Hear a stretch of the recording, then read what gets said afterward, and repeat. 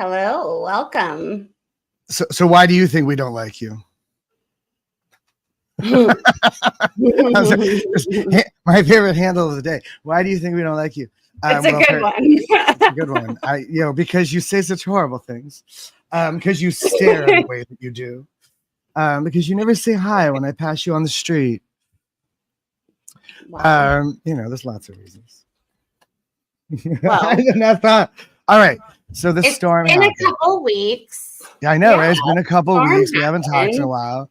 There's been a great big storm in Florida. Ashton Kutcher's in trouble. P. Diddy is Satan. And what else has happened? Oh, yeah, there's an election. There's been a lot of SPTV drama.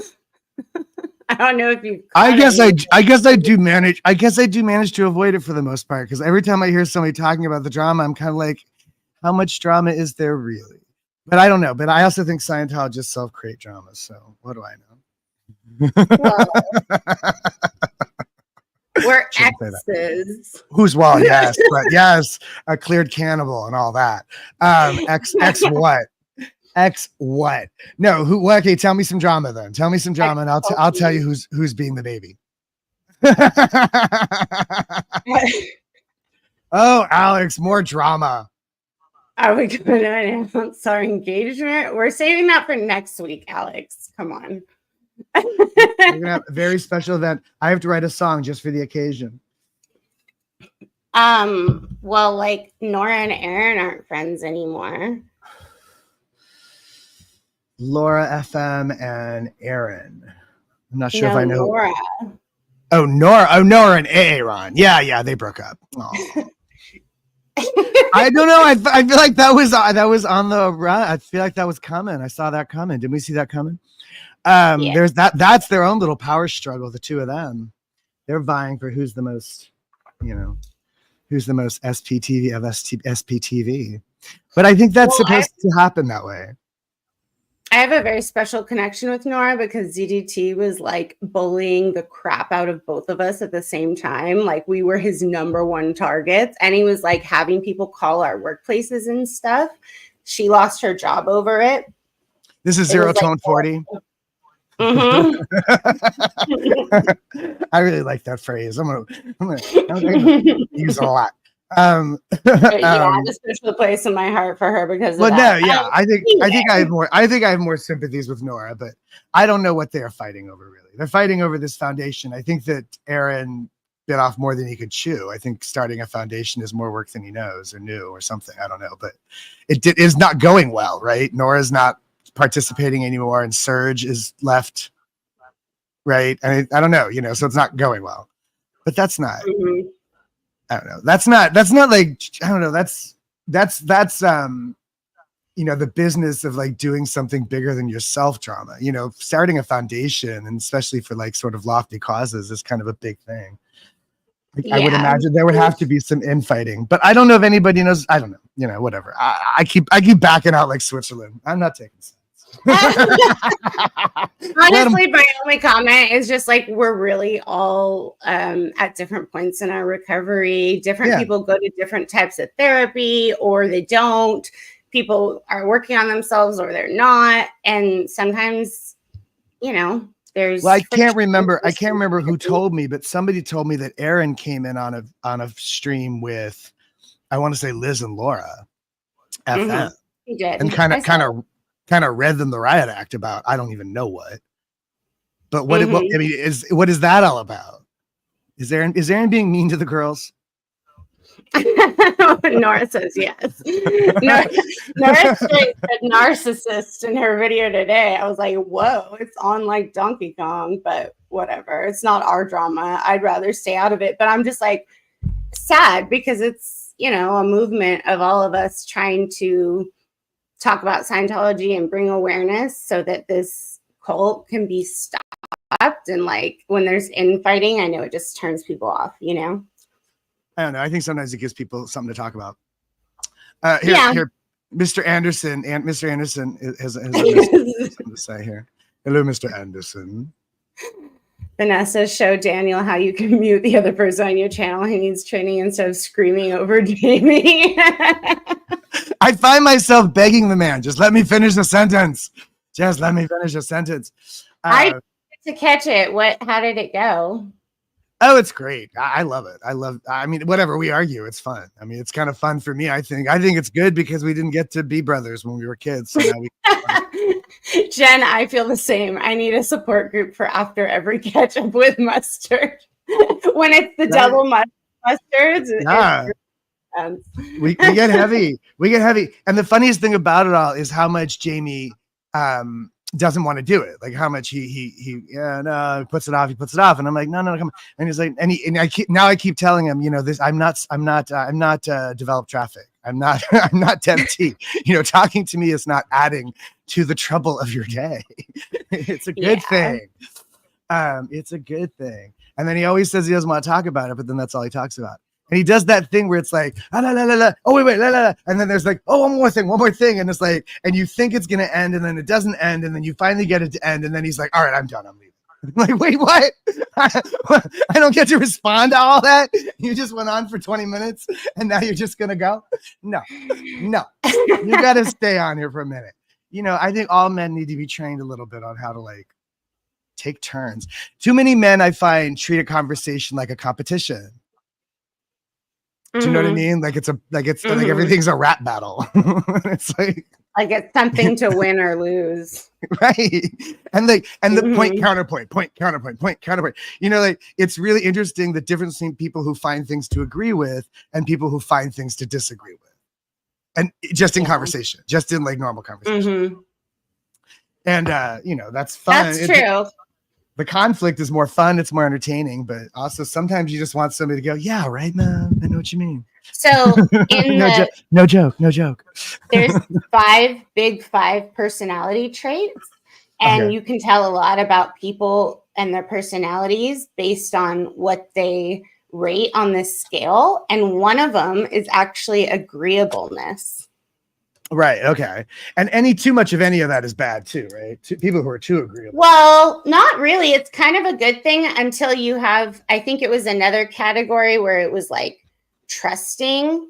And if you have the 2, then it said you were more likely to like fall for scams. Right. There are people, stuff like that. I feel like there's enough like people who are kind of taken advantage of in that respect, that kind of builds the defensiveness and the guardedness that nobody, even people who want to be more trusting or more agreeable, aren't going to be. But also I just feel like too often people hear argument where there isn't. Yeah. But I think they tend to be pretty agreeable, but obviously there's nothing wrong with, saying what you mean. But if I'm in a good mood. Here's how I'm trying to come at it. Like Gary Emhoff, the acting teacher from the BHP, who I like to give credit for these things. He used to say, find something to admire. Even if you're going to critique, lead with, here's what you did right. And then segue into, but here's where you could use improvement. That kind of thing. Like I'm trying to like get people to, start with what you agree with. Is there anything in my statement that you agree with? Let's start with that conversation. Let's lead into the stuff let's not start with the, no, you didn't. Yes, I did. No, you didn't. Yes. That just feels childish. It just feels so childish. And people just get into this back and forth. I know you did, but what? I know you are, but what am I? I know you are, but what am I? I mean, that's what our politics is divulged into. And it's all just children. Yeah. They're bad arguments. Or none at all.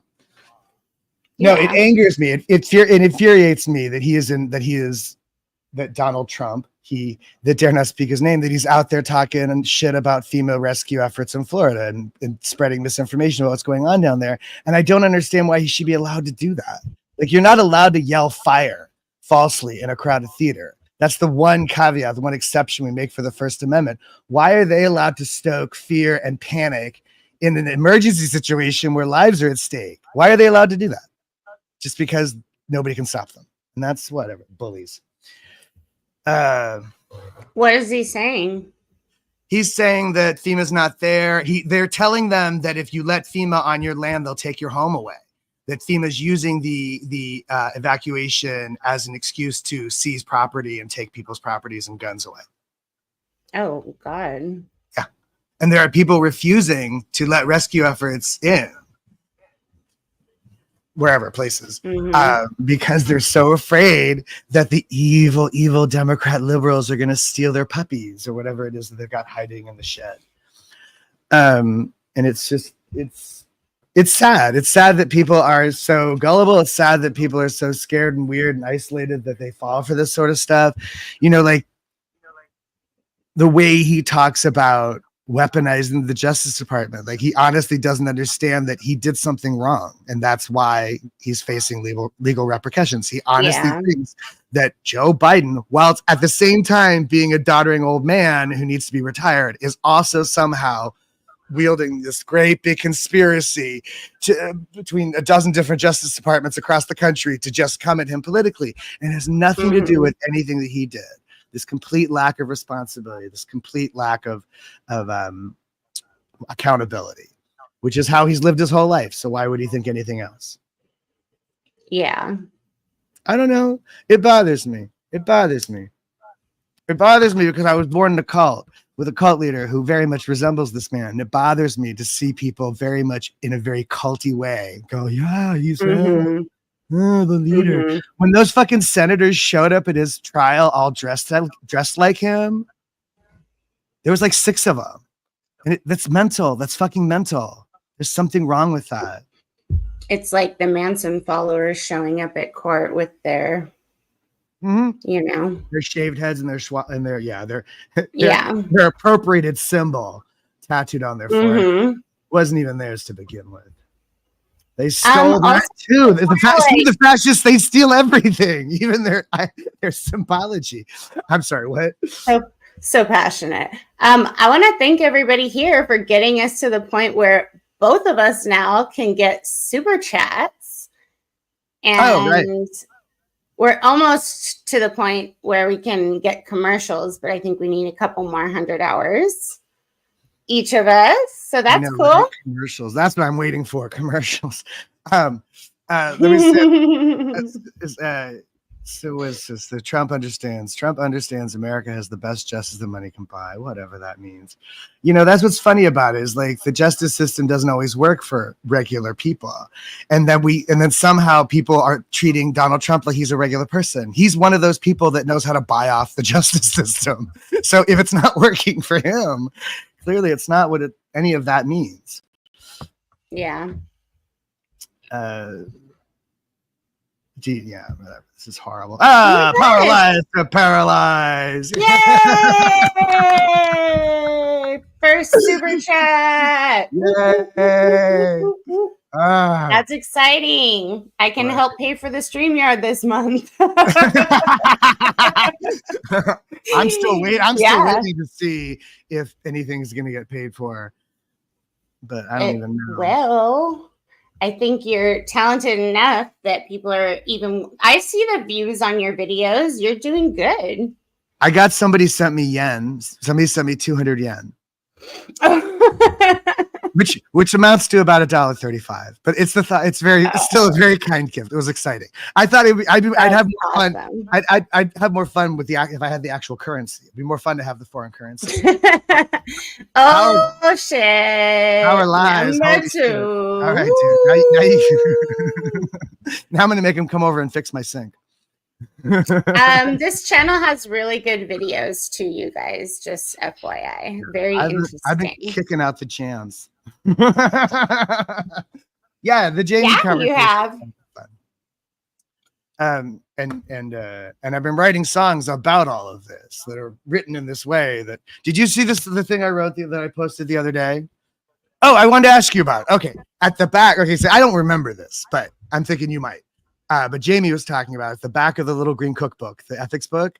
There's a thing about high wine and raised on revolution. Those were the things I plucked out of what he'd said. Do you know what I'm talking about? Do you recognize this? It's some essay about. It's really an excuse to be an asshole. It's all about how we're living in a time of revolution, and we have to clear the power. This whole idea that like because of the stakes, we're allowed to be fucking assholes about it, and we're high on the high wine. That's the idea. So I wrote this song about it, but I don't know if anybody knows what it's about. But that's the fun of it, is writing, because it's if you know that thing, then you might get that. Like Jamie's going to get that. But if you don't, it sounds like something completely different. Like it sounds like alcoholism. It sounds like, but it is, and it is also all those things too. I don't know. I want to talk about it, but I don't know who to talk to about it. Jamie's not talking to me. Well, That's why we have a channel. We can talk about whatever we want to. I don't know if anybody's heard the song. Appreciate that myself. You both deserve to make money from YouTube because you make money for YouTube. Exactly. Especially Daniel with his freaking cover that's been viewed 6 million times. The Muzak's supposed to do something. Can't you make money off of music anymore? Who is this? No. All right. That explain what the fuck is happening in North Carolina. I don't know what that means. Who has two guests? I don't know. I don't know. I don't know why I'm looking at that. Anyway, I know North Carolina made me think of that. The guy, there's a guy running for Senate, I think. He is the DOJ. No, he's something. He's the deputy something or other. I forget what he is. The deputy governor or something. And he's the guy that got caught up doing, he has the porn site. He was all over some porn site and called himself a black Nazi and used to go to some adult bookstore with like those viewing booths in the back on a regular basis. So much so like they knew him. Like he was like a regular guy. So often they were like, yo, dude, like they knew him. You know what I mean? Like you have to. Isn't that all politicians though? Like, I know, right. Politicians slander, but still it's like it's all this. But then he got all Christian. Then he got all crazy Christian. And now he's anti-LGBTQ and all this stuff. He's into tranny porn, but he's not into tranny rights. So there's that kind of, that's what we're talking about, is the hypocrisy that creates. Yeah. Totally. Well, I was super worried about Milton this week. I was like super stressing because I have family there, friends there, and it's it was crazy because we all know people Clearwater for that. Yeah, because of Clearwater, that crossed right over Clearwater, and most of the people we have didn't hit right where they thought it was going to hit. It actually hit more south. Oh, okay. So had it hit right in Clearwater, because there was already, it's bad there. There's a lot of stuff underwater and stuff, like including apartment buildings and things like that. But like had it actually hit there, it would have been so much worse. So they did get lucky. The big problem now is the flooding, even more than the damage done in the storm, because of global climate change that doesn't exist. The water is rising. The water is rising. Yes, adult entertainment. Excuse me, but politically correct tranny adult entertainment. See, back in the day, that was just a catch-all phrase for the whole trans. Because there's transvestites, transsexuals, and transgender, and those are all different things. So anyway, but what were we talking about? So it didn't hit Clearwater as hard as they thought. There is a new saltwater lake in Tampa. But someday it'll drain away until they had winds. They had 100-mile-per-hour winds. I got up early and I started watching the Tampa news.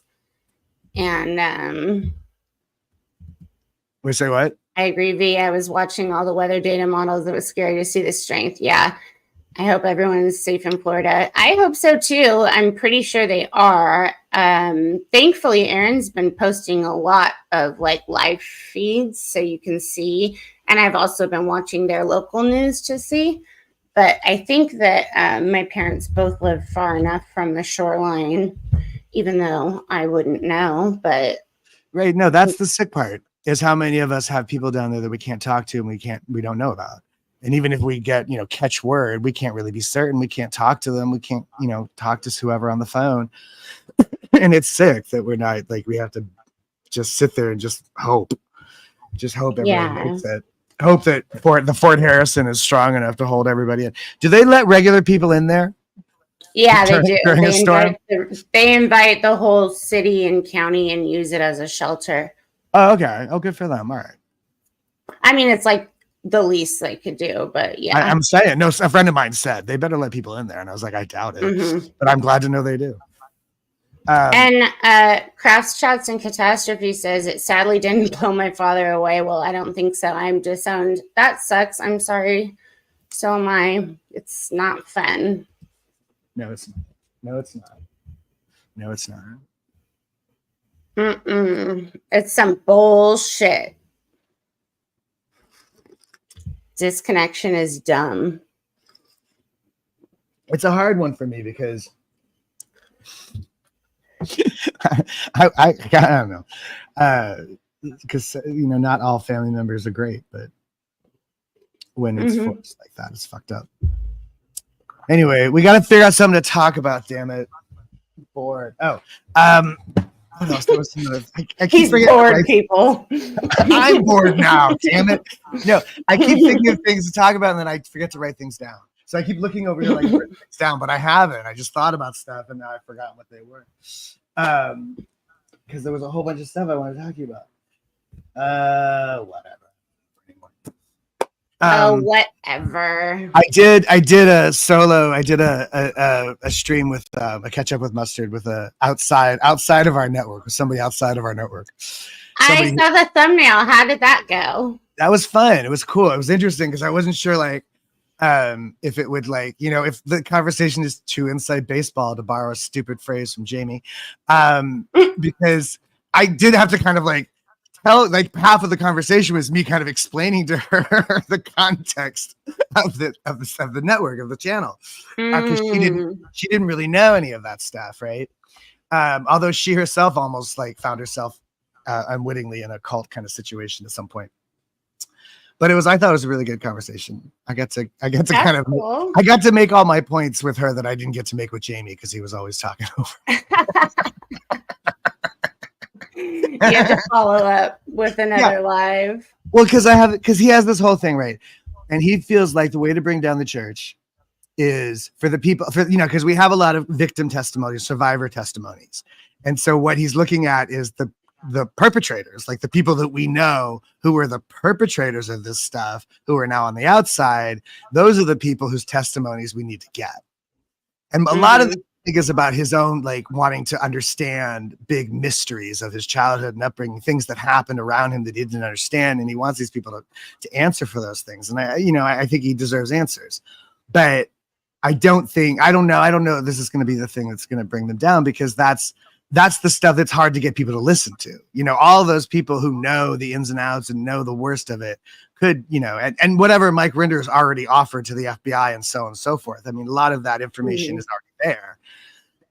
I just don't know how easy it is to get people to pay attention to it. I think it's too, even protest is a slow moving creature. And I think the only way to do it is to define religion, right? I've mentioned this to you before, right? This thing about if we can get a Supreme Court ruling like Lenny Bruce and Robert Mapplethorpe. Anyway, the rest of that point I was trying to make with him was just that because the Supreme Court right now is conservatively stacked, and they're Christian fundamentalist people. They're not just conservatives. They are deep state Christian fundamentalist people, and they would be very interested in protecting their idea of religion. Do you know what I'm saying? From what I understand, what I heard recently is that Scientology actually hasn't filed the paperwork necessary to be a legit religion, because that would invite opening up their doors and files and things like that. Someone was making a point about that.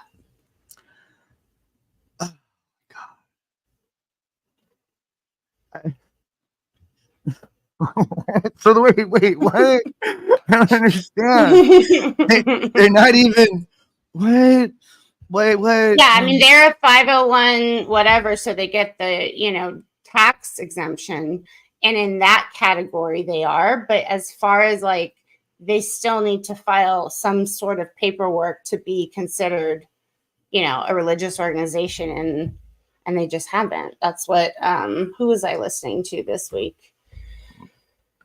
Somebody. Crazy. Well, somebody was saying that it's like impossible that courts around the world have tried to stay away from defining religion, or specifically religion versus cult. But it's ridiculous to me that we don't have that. But then you're telling me they don't even have. I thought that was the whole point, was that they had this religious exemption. So then what is this whole stuff about courts not being able to interpret religious texts and doctrines and arbitrators and all that stuff? That seems to be because every time that happens, they come in and they talk about how we're this religious organization, blah, blah, blah. How dare you? They have the lawyers saying that, etc. Oh, you got a super chat. Yay, Judy. Thank you. Woohoo.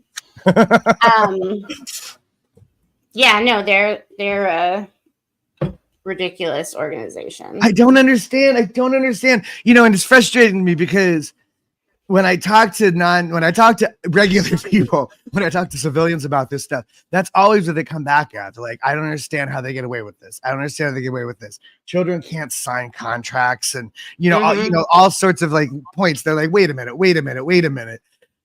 Why? How are they getting away with this? Why? And I thought it was all this time I'm saying, oh, because they have these protections. Because it is true. You're actually right. The court cannot. They don't want to mix church and state. That's the rule, and so they do give certain. They always give the Scientology the benefit of the doubt. It seems like, but just this week, Valeska Paris, I think, or I'm not sure who, but somebody who was married to, no, not Valeska, her lawsuit's different. Somebody who is married to Gavin Potter, that lawsuit started this week, and it names Miscavige as a defendant. Oh, wow. Well, that's interesting. We can get him in court. That would be interesting. Because she was underage married, and she said, it was a scam and arranged marriage and all that kind of stuff. Yes, Tim Greenglass. The Supreme Court already said they ain't a legit religion. The IRS pissed all over that. End of story so far. When? I want to know what the Supreme Court said. And how does the IRS have that kind of power? I don't understand this.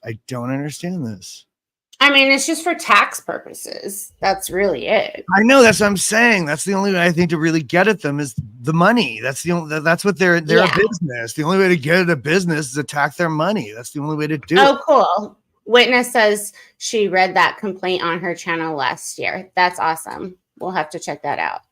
The cult comes down with coercive control. Federico, the cult has insisted on standing as a religion, but that is crumbling. The law is coming to rule. Yes. What are the two different crimes? She says we're mixing two different crimes, which I'm sure is true. I'm sure I don't understand it because it doesn't make sense to me. So therefore, I do not understand it. I don't understand why they get away with it.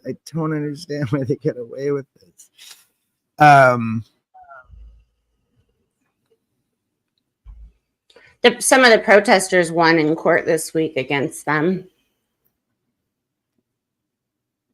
Good. I'm glad. Is this the protester that Aaron didn't want to fund? Yeah. Is that the deal? He doesn't want to pay for stuff. That is something I did hear about. Okay, so there was somebody who was protesting and is being accused of assaulting an officer, but it's probably more the other way around. And that's Sturgis' husband. The lawyer wants him to just take a plea bargain, which means he has to say.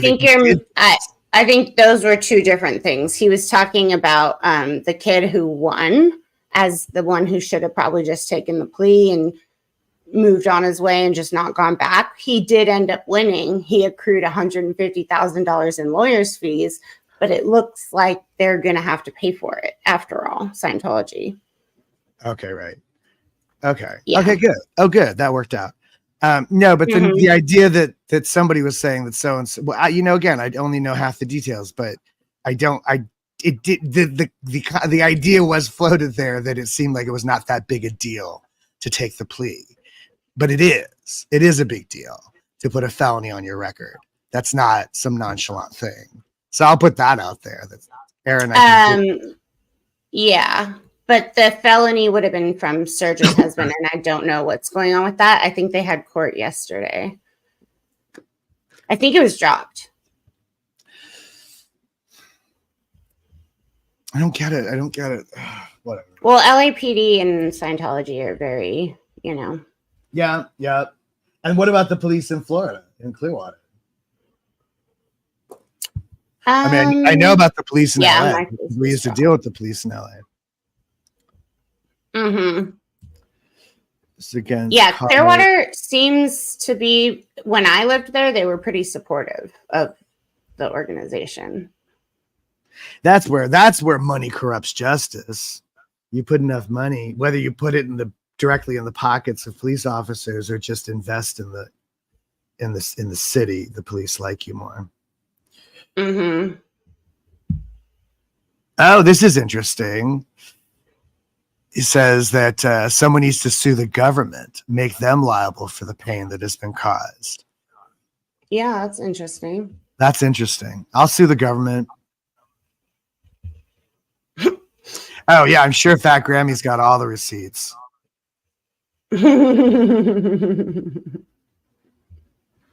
Yeah, here and that. Okay, there we go. And also, he was in the middle of getting citizenship. So, yeah, that would have fucked that up. Oh, yeah, that makes sense. Because well, he had an excellent attorney. I was watching Dodge, who was reporting from the courthouse, and he interviewed the attorney, and she has gone now. This is her 4th case against Scientology, and I think she's won all of them. She's an incredible woman. All right. Well, no. Okay, so that's good to know that there's like people on the other side fighting the good fight. Because the way the story was told to me, it made it sound like they hired the most incompetent person they could find, and then just told the guy to plea out. And it well, I think that was the first attorney. Okay. And then they went with Streets LA's attorney. Okay. So maybe we need a separate foundation just to fund the lawyering, because I think it does need to be separate. What did you think about his point, though, about that would be like the easiest way for Scientology to corrupt and just tank all of the cases by infiltrating? No. I'm sorry. Wait, what? Infiltrating? What do you mean? What his point was that if there was an organization just for funding legal defense of protesters and things like that, that it would be a bad move because it would be so easy to infiltrate, and then Scientology would end up tanking all the cases. Presumably, I suppose. Oh God, you know, I mean, I feel like there's historical precedence for this, for how you fund protesting. But what the idea that the Scientologists would get into I don't know. I mean, I don't know how we combat these people. They're sneaky as fuck. That's either way. There should be some sort of defense fund. But what? How do we prevent Scientology from corrupting anything? We have to be wary. We have to watch out. We have to, I don't know, security. I don't fucking know.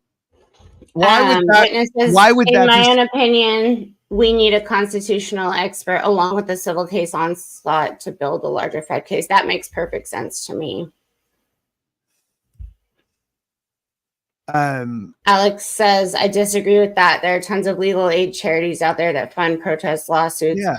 Bonnie Wood's case was paid by Liberty Human Rights. That's what I'm saying. Like, there's a lot of organizations that are just in the business of funding, for the purposes of protest and political activism and et cetera, et cetera. So like, I don't understand why we can't have something like that. And yeah, sure, everything is going to be open to infiltration. We always have to be careful of that, but it's not like a legal defense fund is more susceptible to the Scientology tricks as anybody else. I don't know. You could be an OSA plant, Vanessa, for all I know. You're the one that invited me to my first fucking.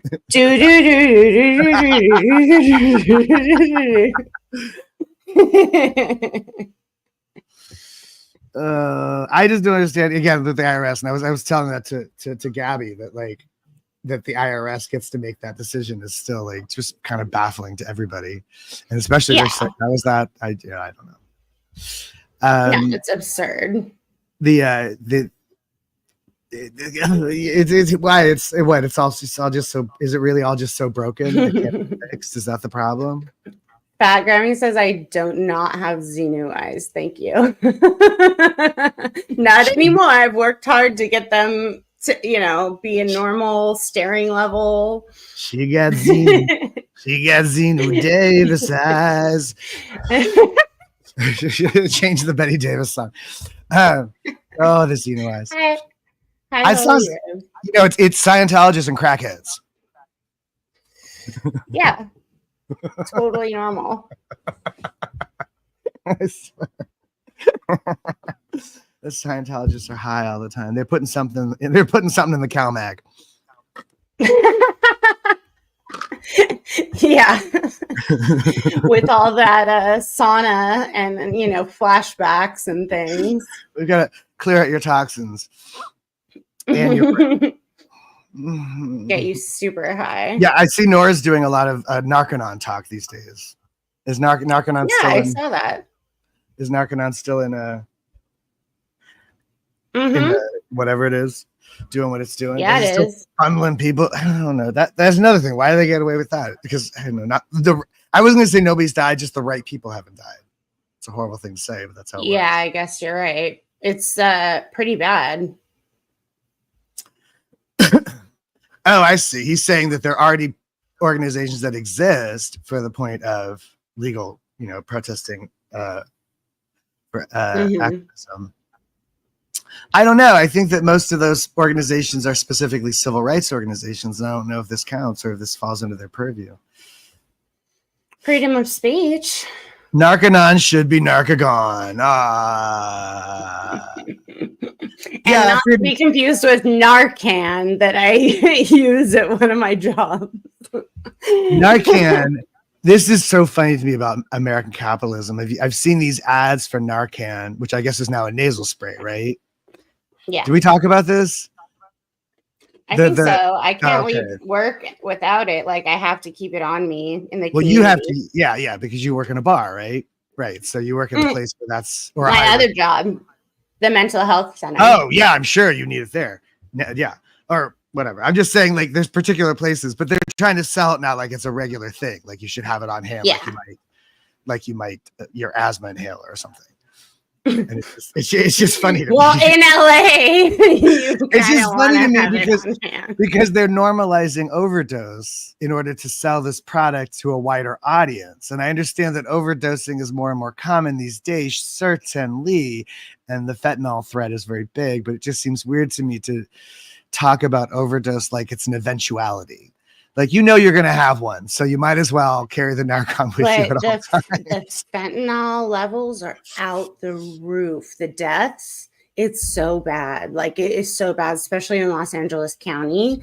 So, yeah, a lot of people are getting what they think is joints, and it has fentanyl in it. It's crazy. I don't understand this. The fentanyl used to be expensive. There's a question for you. I've been using your song videos in the morning when I do Good Morning videos. Is that okay? I suppose. I don't know what you mean by using. You mean she's been airing them, putting them online?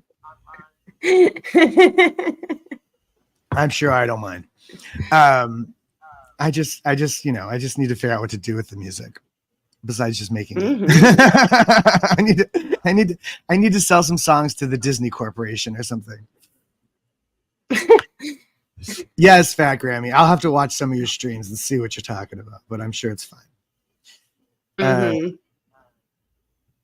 The religion doesn't matter. Sorry. I just don't understand it. And I don't understand it. I don't understand it. Nobody understands it. How do they get away with this? So now is Ashton Kutcher in trouble again? Is he in trouble because of Danny Masterson or because of P. Diddy? I don't know. Again, no, I don't really pay attention to this stuff. I just see these like things and I'm like, oh, Ashton Kutcher's gotten pulled into the drama. I don't even know yet what this Diddy connection is. Does Diddy have some Scientology connection? Let me try to remember the point that Aaron made. He connected them all. Basically that Masterson and Kutcher were running with Diddy and learned maybe some of their tricks even from Diddy. Oh my goodness. And Diddy's the big baddie. I don't even know what he did. Well, there's like 120 people accusing him of rape now. Well, yeah, but why is there a federal indictment? What's the federal indictment? That's not for sexual assault, is it? Probably trafficking. Moving people across state lines. I don't know. It's a funny thing because I feel like to him, he probably just thinks he's being a rock star. Like that's what rock stars are supposed to do. They're supposed to have big sex drug parties, right? And so he's having his big sex drug parties with what was the baby oil, And he probably doesn't even like, it never even crossed his mind that he wasn't supposed to be doing that. You know what I mean? Underage trafficking is what the indictment's for. Oh, underage. That's a whole nother conversation. That's a whole nother conversation. I didn't know that part. Oh my goodness. Ew, Why? Young is 9? Why would you want that? What would that be for? Oh. All I think is that all I think is now you're gonna have to take care of kids. That's babysitting. I don't understand why you would. Yeah, that's so weird. A bad joke, and considering what that is for, they also like confiscated 1,000 bottles of baby oil. I know. I love the baby oil. For days after that, I kept hearing people talking about it. Every time I'd walk around, I'd hear somebody say baby oil, and you're like, the baby oil. Everybody's talking about the baby oil. My goodness, Jesus, why is the world so crazy? So wild. I do not know, but it sure is these days. Seems like the bad guys are getting called out, though. You know. Yeah, I guess so. More often than they used to. Yeah. A lot more often than they used to. Here's the Narcan thing. Narcan. Naltrexone, yeah. Oh, various types of pain. Oh, that's interesting. Help my hip arthritis. Unfortunately, also interferes with blood pressure. Well, that's good. I didn't know it helped pain. Epstein, the Epstein thing was crazy. Mm-hmm. You know, it is it's such a weird movie mentality kind of thing to even imagine could be real. And you think that's just something in a Bond movie. And then like, he's a real guy with a real plane and a real prince at his house. Like, that's crazy. Yeah. No, it's nuts. Crazy. There's definitely like, you know, secret societies and so much that we just don't know about. That, you know, I don't know. That worries me because I think that's part of the problem. Like, there's this loss of trust in institutions because people just more often just think there's some sort of secret society running everything. So I don't even know. Not all institutions, but at the same time, you know, like the handshake club and the cops or even Scientology. Weirder than that, like Build-A-Bear and stuff like that, like the Illuminati and like Skull and Bones and those kind of crazy things.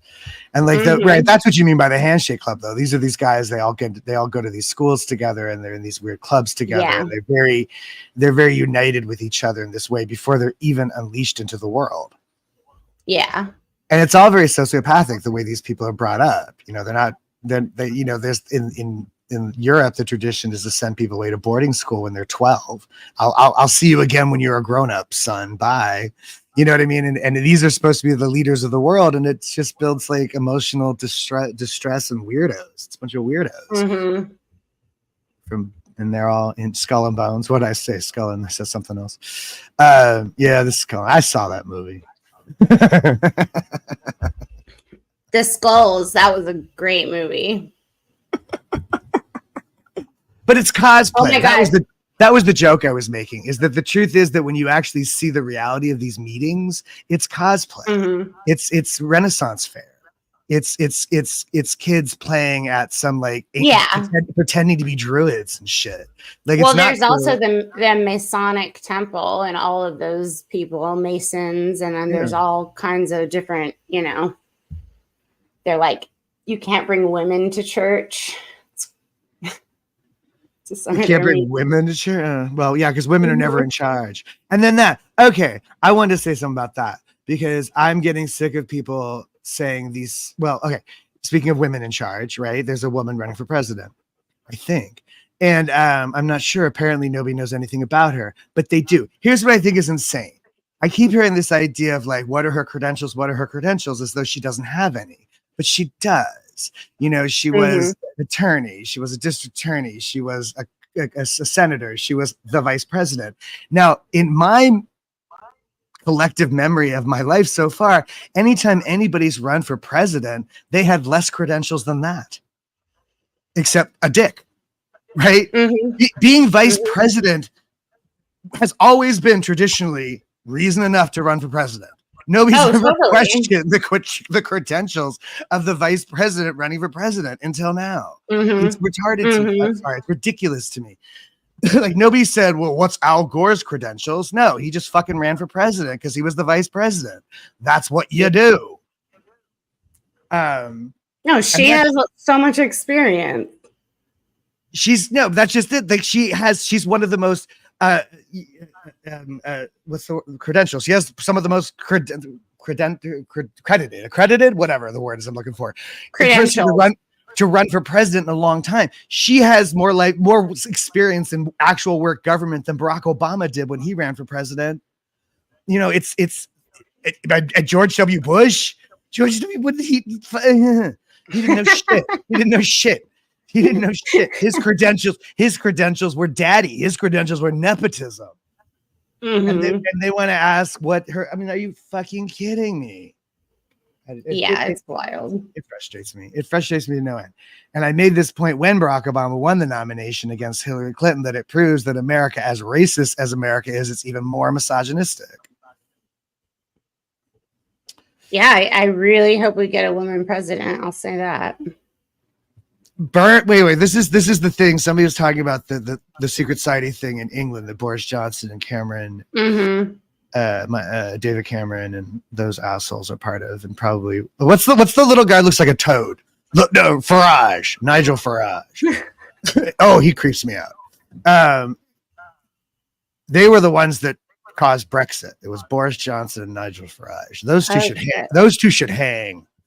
What? Okay, they eat the restaurant thing. They eat at a restaurant, and then when finished, smash up the joint, throw a royal bank, blah, blah, blah. And apparently they stick their genitalia into the open mouths of dead pigs as well. Oh my God. That was David Cameron. That's part of this. They burn money in front of homeless people. Like, what the fuck is that? That's just what is that? That's just, and they teach, and the point of this is that they teach you to be mean-spirited. They teach you to otherize poor people and to just shit on them out of nature without even thinking about their humanity or anything. Yeah. Just, they can't. And that mentality of they can. You can get away with it. Doesn't matter what's true. It just matters what it looks like. They teach you to be a sociopath. That's insane. It's very sociopathic. It's exciting. Yeah. And again, why it offends me so much. Like just the way that Donald Trump is. Again, I hate to keep going back to this, but when I was a kid, Oliver Stone made this movie called Wall Street that featured a character called Gordon Gekko, and in that he gives played by Michael Douglas, and in that he delivers this speech called "Greed is Good," and it's an excellent piece of writing. It's a fantastic film. It won a lot of awards, but it was understood that Gordon Gekko was the villain of that piece. That he was the living embodiment of everything that was wrong with America and American capitalism. And he was based on Donald Trump.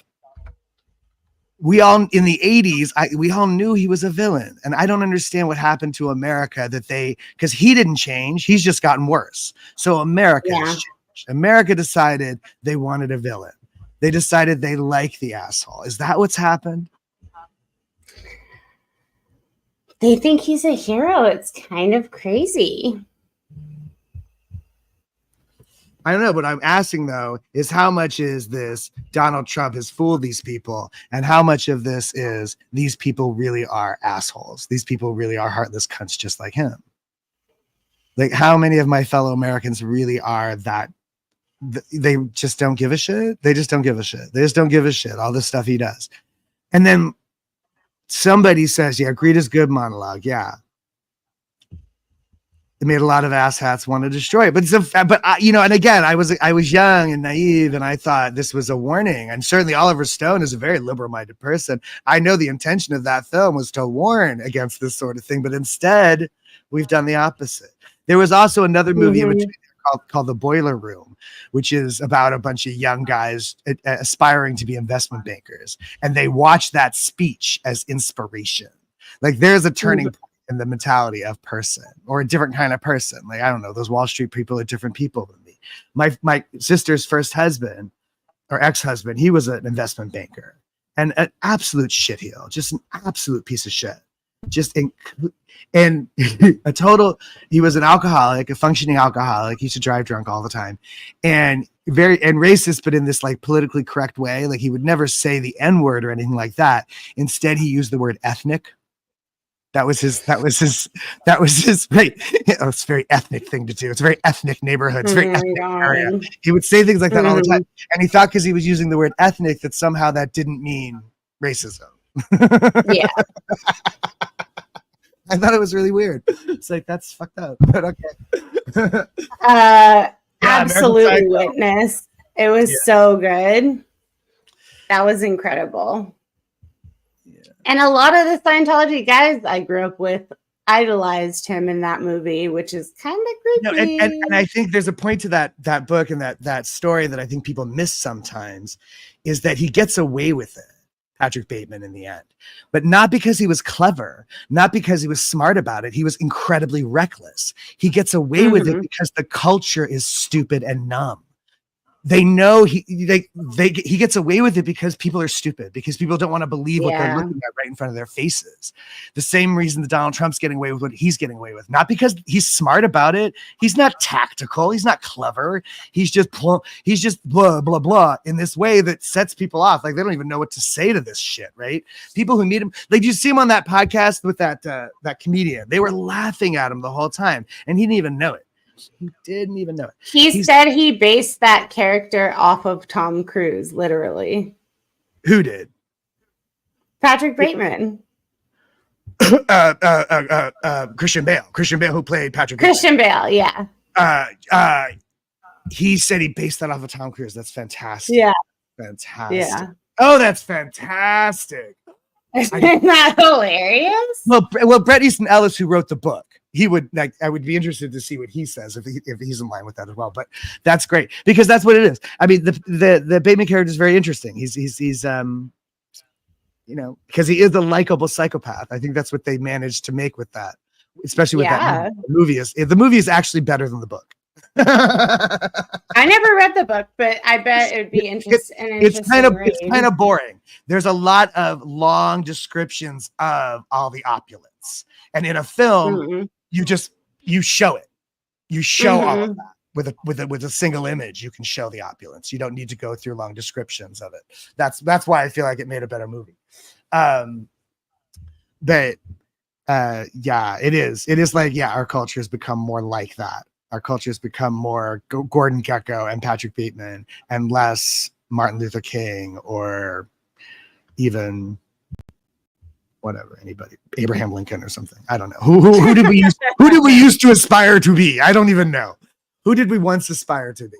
We once aspired to be better people, I think. Yeah.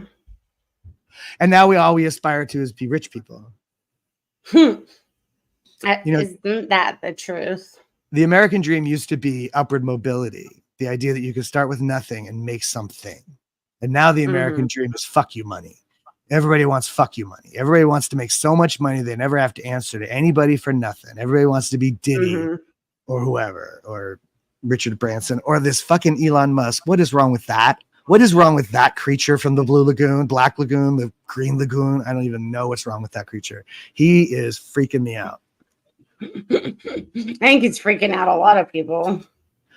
And it's all about money. He is on this whole fucking tear of psychobabble and crazy shit because they tried to shut down his fucking Tesla factory during COVID. That's what set all of this off. Because the government tried to tell him what to do. Because he fucked up on those stupid Tesla cars. They don't fucking work.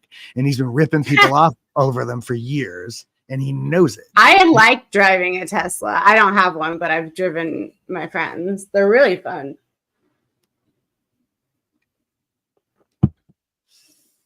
Some suspicion know he's guilty. What is this? Wait.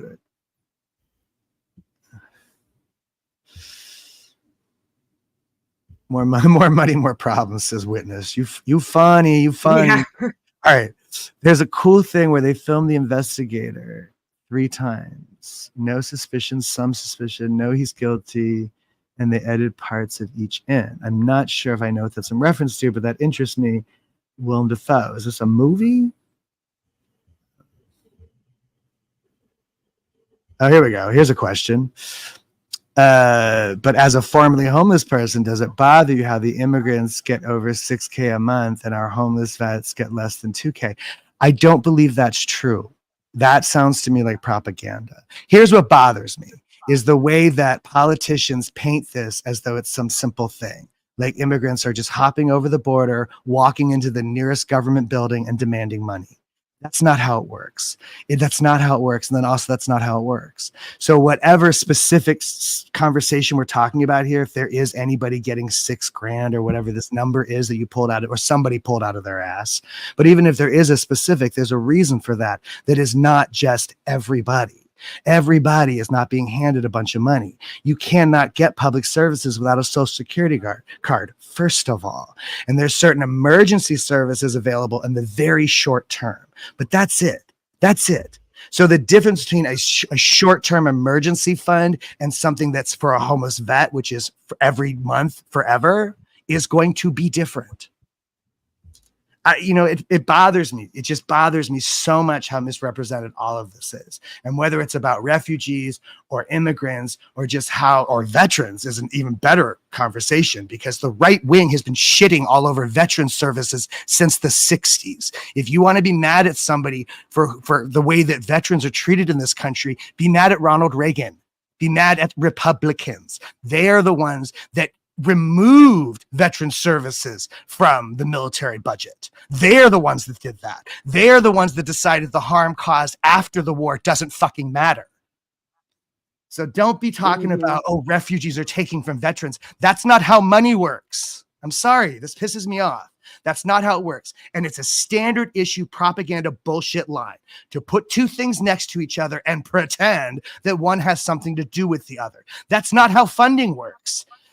Even that line, like Donald Trump is on the television telling people that Kamala Harris spent all the FEMA money on immigrants, but that's not how budgeting works. That's not how the money works. That's not how any of this actually works. Never mind how fucking untrue it is. FEMA was more than funded, but not because of Republicans. Republicans tried to shut down the government a few weeks ago.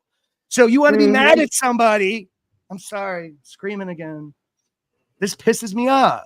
This is the whole problem with it. It's this whole big string of lies that comes down to somebody saying that. Well, are you okay as a homeless person that they're giving refugees more than no, that's not what. No, I'm not okay with that because I'm okay with that because it's not true, or I'm not okay with that because it doesn't fucking matter. It's a made up lie. But people believe this shit. People believe this shit, and I don't understand why that's okay. I don't understand why it's okay to go to a public forum, lie your face off, and then consequences don't matter. What the fuck? What world do we live in? They were saying, remember this thing with the fucking pizza parlor? And I don't know who it was, but somebody made up some fucking story. Pizzagate? Yes. And that some guy showed up armed to the teeth, covered in fucking automatic weapons and hand grenades, thinking he was going to free children. Bullshit. Whoever said that should be arrested. You're not allowed to do that. Or apparently you are, because nothing really matters anymore, right? Preach, brother Mustard. Yeah, again, I don't know of any migrants or immigrants getting $6K. And even if it costs $6K to what? I don't know. There's something. That number keeps coming up. So it must apply to something. But it's not this. It's not this. Well, they said that's the argument they hear. So it must be floating around. Somebody started it, It's just silly. I actually just finished a class called Ethnicity, Gender, and Class. And we talked a lot about this kind of stuff. And it is just wild how many people in America are just not afforded basic resources, while people like Elon Musk are just out there acting a fool. And wasting resources. Someone from NASA made the point that if they had lost as many aircraft as Elon Musk had, they would have shut NASA down a long time ago. Yeah. The government services aren't allowed to make the level of mistakes that he's made. He's lost something like 8 or 9 aircraft in the meantime. That's he did insane. something in his face, but NASA can't afford that. We can't afford to waste resources like that.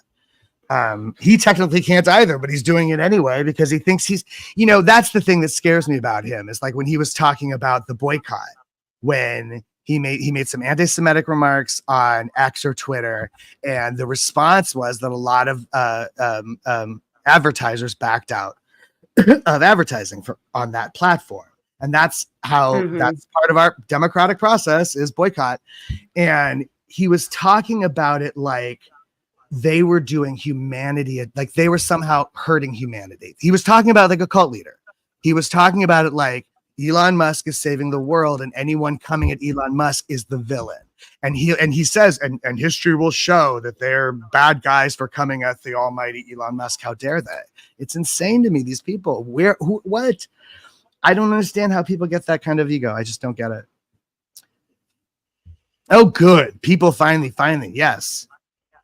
Elon needs to, that's the point of these kind of people. They just blah, blah, blah, blah, blah, blah, blah. And it works up to a certain point, and then it just starts being destructive. And they're blind to it. That's what they need women. That's what they need women for, to go, hey, honey, stop. Sorry. Enjoyed your conversation with the outside friend. I love the outside friend. To watch someone learn about it. Yeah, I'm thinking of doing this with more people. There's a few people in the world, people I knew when I was homeless, or people that I knew in other kind of areas of the world, that would be interesting to pull them in, drag them into this twisted conversation. I think this, again, this 6,000, if it's a true thing, it's a one-time thing. Comparing the 6,000 that it costs to do whatever that is to the 2,000 that a person gets on disability every month is a very different conversation. They're two very different things. So a disability payment is every month forever.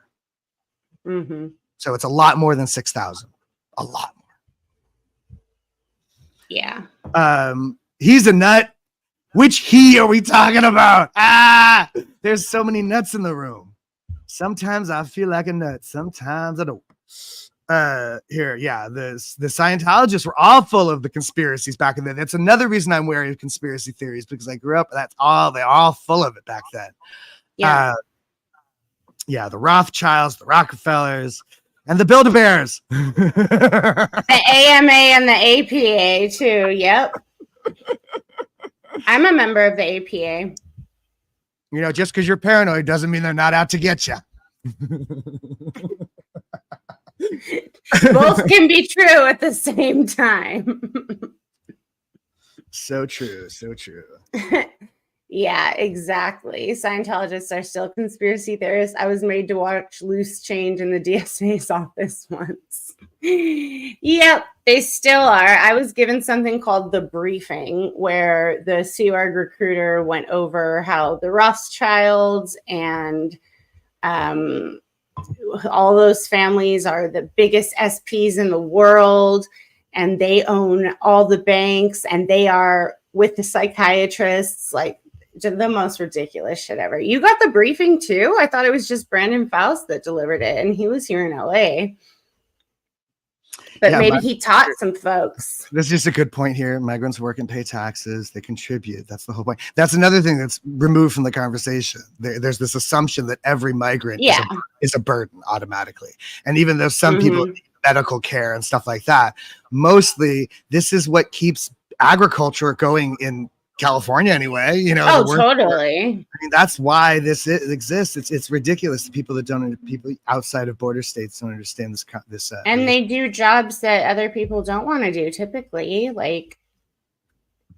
And again, some of the hardest working people in the country, certainly some of the hardest working people I've ever known. There's an amazingly different mentality from a person who is looking at an opportunity to do something better, and Americans who like, where's my opportunity, motherfucker? You know what I mean? Like that's what scares, I think, Americans, is that immigrants are, they pursue the stuff that too many Americans, I think, expect to be handed to them. Yeah, for sure. Yeah, exactly. That's the point. Remember, the GOP voted against it right before these two hurricanes hit. They're such fucking morons. And then Donald Trump's out there going, who knew a hurricane this late in the middle of hurricane season? What the fuck is wrong with you? As though the people who live in hurricane territory don't know when hurricane season is. I just hope Floridians pay attention to this. I hope Floridians understand the heartlessness of who he is. And whether you think he's a strong arm or not, and you think that's what matters. Here's a point I made to a friend of mine last night was people do, they have this scared people, scared, small-minded people think it takes a bully to save them, to keep them safe. But if you look at the whole history, it's usually the smart people who win out and not the bullies. It's the bullies who start the fights, and it's the smart, not so bully people who have to resolve them. Yeah. You know, it's again, it's very, very much in the playbook. The fascist playbook is this idea of the world is scary. It's all coming at you. I can protect you. Only daddy can keep you safe. That thing he said about American women, he's going to protect American women. That whole mentality, that's very fascistic, and it's very 1950s. It's very Commodore kind of thinking. The whole thing. It's very where we came from. I think that's why it gets you so amped up, because it's like a double entendre. He's literally the LRH of politics. L. Trump Hubbard, totally. And they're in a cult. These people are in a cult. It's crazy. Yeah. No, it's pretty concerning, but I don't think he's going to win. Even if he doesn't win, I don't think he's going to win either. You know, she's making the youth thing has made a big difference. The fact that she is younger than Biden and Trump so significantly seems to have made a real big difference with a lot of people. Some people need to get over this idea that, Fox News is literally saying you're not a real man if you vote for a woman. Like, they're literally just saying that. Misogynists all just laying out there, not even trying to hide it no more. And it's insane and stupid. These are men who clearly hate their mothers. I don't understand. The fear of female leadership. I do not. But they definitely have it. They have, they're afraid of women, these men. And then at the same time, they're afraid that they're not going to be needed. Well, they're not. Oh, no. Oh, yeah.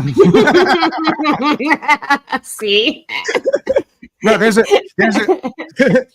Isabella Rossellini. The future is female. Right. Yeah.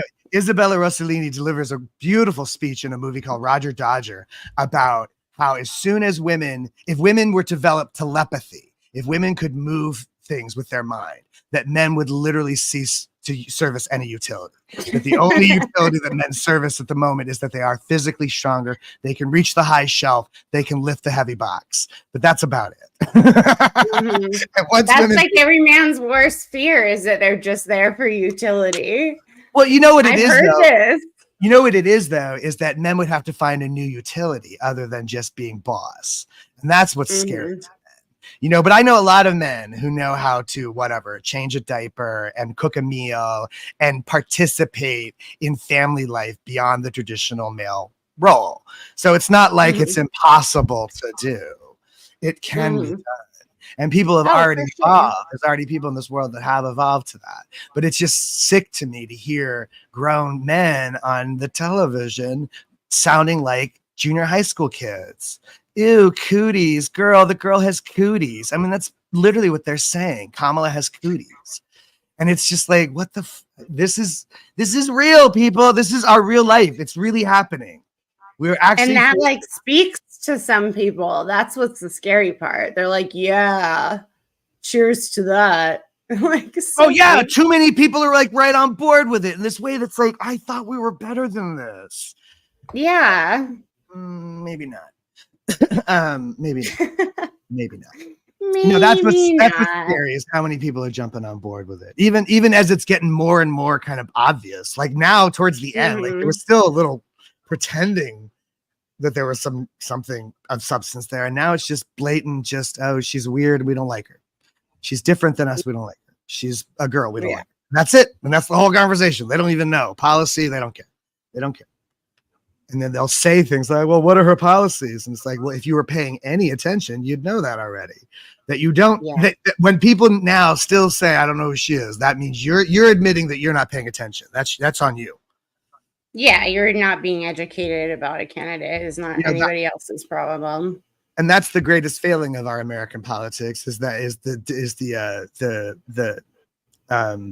apathy, the not participate, that we still have these extraordinary low voter turnout every year. every time. Still blows my mind that in some places people are desperate to vote. Some places people are desperate to get their voices heard. And too many people in America just don't give a shit. Or whatever, it's complacent. Everything's good enough. They don't really care, or whatever it is. But yeah, that's how things get corrupted. That's how things get broken. We're not paying attention. It is the point. It is the purpose of the populace to keep the government in check, and not with guns and arms, but with votes and complaints and phone calls to your congressman, that kind of shit. That's what you're supposed to do. You're supposed to make the grievance heard to the person who can affect change, who can. That's what an elected official is for. That's their job. Anyway, whatever. But they're not doing that anymore. Now they just spend all their time trying to win elections, and governing doesn't seem to be. It seems to be an afterthought, if it's even there at all. The idea is you campaign and you run against your opponent and you say shit to them. But then once that's over, you got to get to work. And that means you have to work together. They don't do that anymore. And it's because, in my opinion, because the right wing has so overplayed their hand, this narrative that liberals are just crazy baby eating psychopaths or whatever. They've attached a lot of religious ideas to the politics. So now to then work bipartisanly with the Democrat is to basically to strike a deal with the devil as far as the Christian fundamentalist right-wing conservative constituency is concerned. So they have literally, because of their rhetoric, they have made it impossible for them to do their job. And half of them don't even understand that. Most of these people don't even understand the notion of a civil servant. Do you think Donald Trump understands the president is a civil servant? Oh, no. Are you still there? Yeah, I'm here. Oh, I forgot. Did I lose you? I thought you got caught. You froze for a second, but I could hear you. Okay. I'm just saying these people are supposed to work for the people, not for themselves, and they seem to be working primarily for themselves. Oh, for sure. And that's the problem. They lie with impunity. No longer matters. Hell no, yeah. Back in the day, that used to be kind of the game. You knew that politicians weren't telling you the whole truth. And that was the game, is that you had to kind of figure out what they really meant. You had to learn to read between the lines. But they didn't really lie straight out. If they were caught lying straight out, they were in trouble. So they always had to kind of talk around it. There was this way that politicians talked. And that's the thing that a lot of people got sick of. A lot of those people that dipped out of politics, that's the thing they got sick of. But now they just lie straight up. They don't even pretend. They don't even. There's nothing. It doesn't matter. That guy from Long Island that actually won himself a Senate seat and completely made up his resume and completely made. He just did that. He's in trouble. He's gonna probably go to jail for it. But he just did that. Finally, that was just something you could do. George, just the balls it took. Santos, that was his name. The balls it took, or even the governor here. Yeah, the gall of some people is ridiculous. Here we go. I didn't know. Is this true? 25% of people IQ is below 90 and befuddled with life. I'm befuddled with life. But, George Carlin used to say, think of the average person, how stupid the average person is, and realize that most people are dumber than that.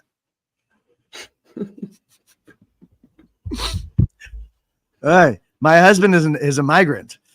He never got a cent, but he's paid the U.S. government plenty in taxes and fees. I just don't understand this. I don't understand this idea. I mean, I guess what it might cost $6,000 per migrant, to run all the border control. If that's what they're doing, they're trying to calculate border control into the. I just don't understand. Literally burning. Who's burning money? These bitches. You're reading very old comments. They're talking about.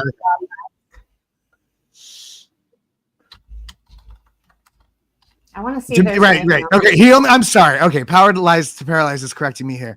He only brought one automatic weapon. I'm sorry. I said he was riddled with them, but he did have a bunch of hand grenades on him also. That was the thing that really stuck out to me. Where's the big deal? Ha ha ha. All right. Yeah, I heard the Musk thing, right? The Musk thing. Must inherit his stuff from NASA, burns out his employees and make crap innovations. Yeah, he didn't really, he again, it feels like a little kid was just given a bankroll. And all his ideas are very juvenile. They feel very 14 years old. Like certainly all boys that I knew used to draw like bad, like sci-fi cars or guys in armor. You know what I mean? Do you remember that? You know what I'm talking about? There's a period of your life as a young man where you think you're going to draw the next He-Man or something, or the next Star Wars, right? And it's like he just kept doing that. Like he never stopped being that 14-year-old kid. And certainly the Cybertruck looks like something a young boy would design. Yeah, for sure. It's ridiculous. It looks like something out of a bad 80s sci-fi movie. But I see them all the time. Like, I know, I live in New York. I see them too. They're horrible. It's ridiculous. What is that? Yeah, it's more Elon Musk shit. Still conspiracy theorists. Oh yeah, I did. I swapped all the way down. I don't know what happened.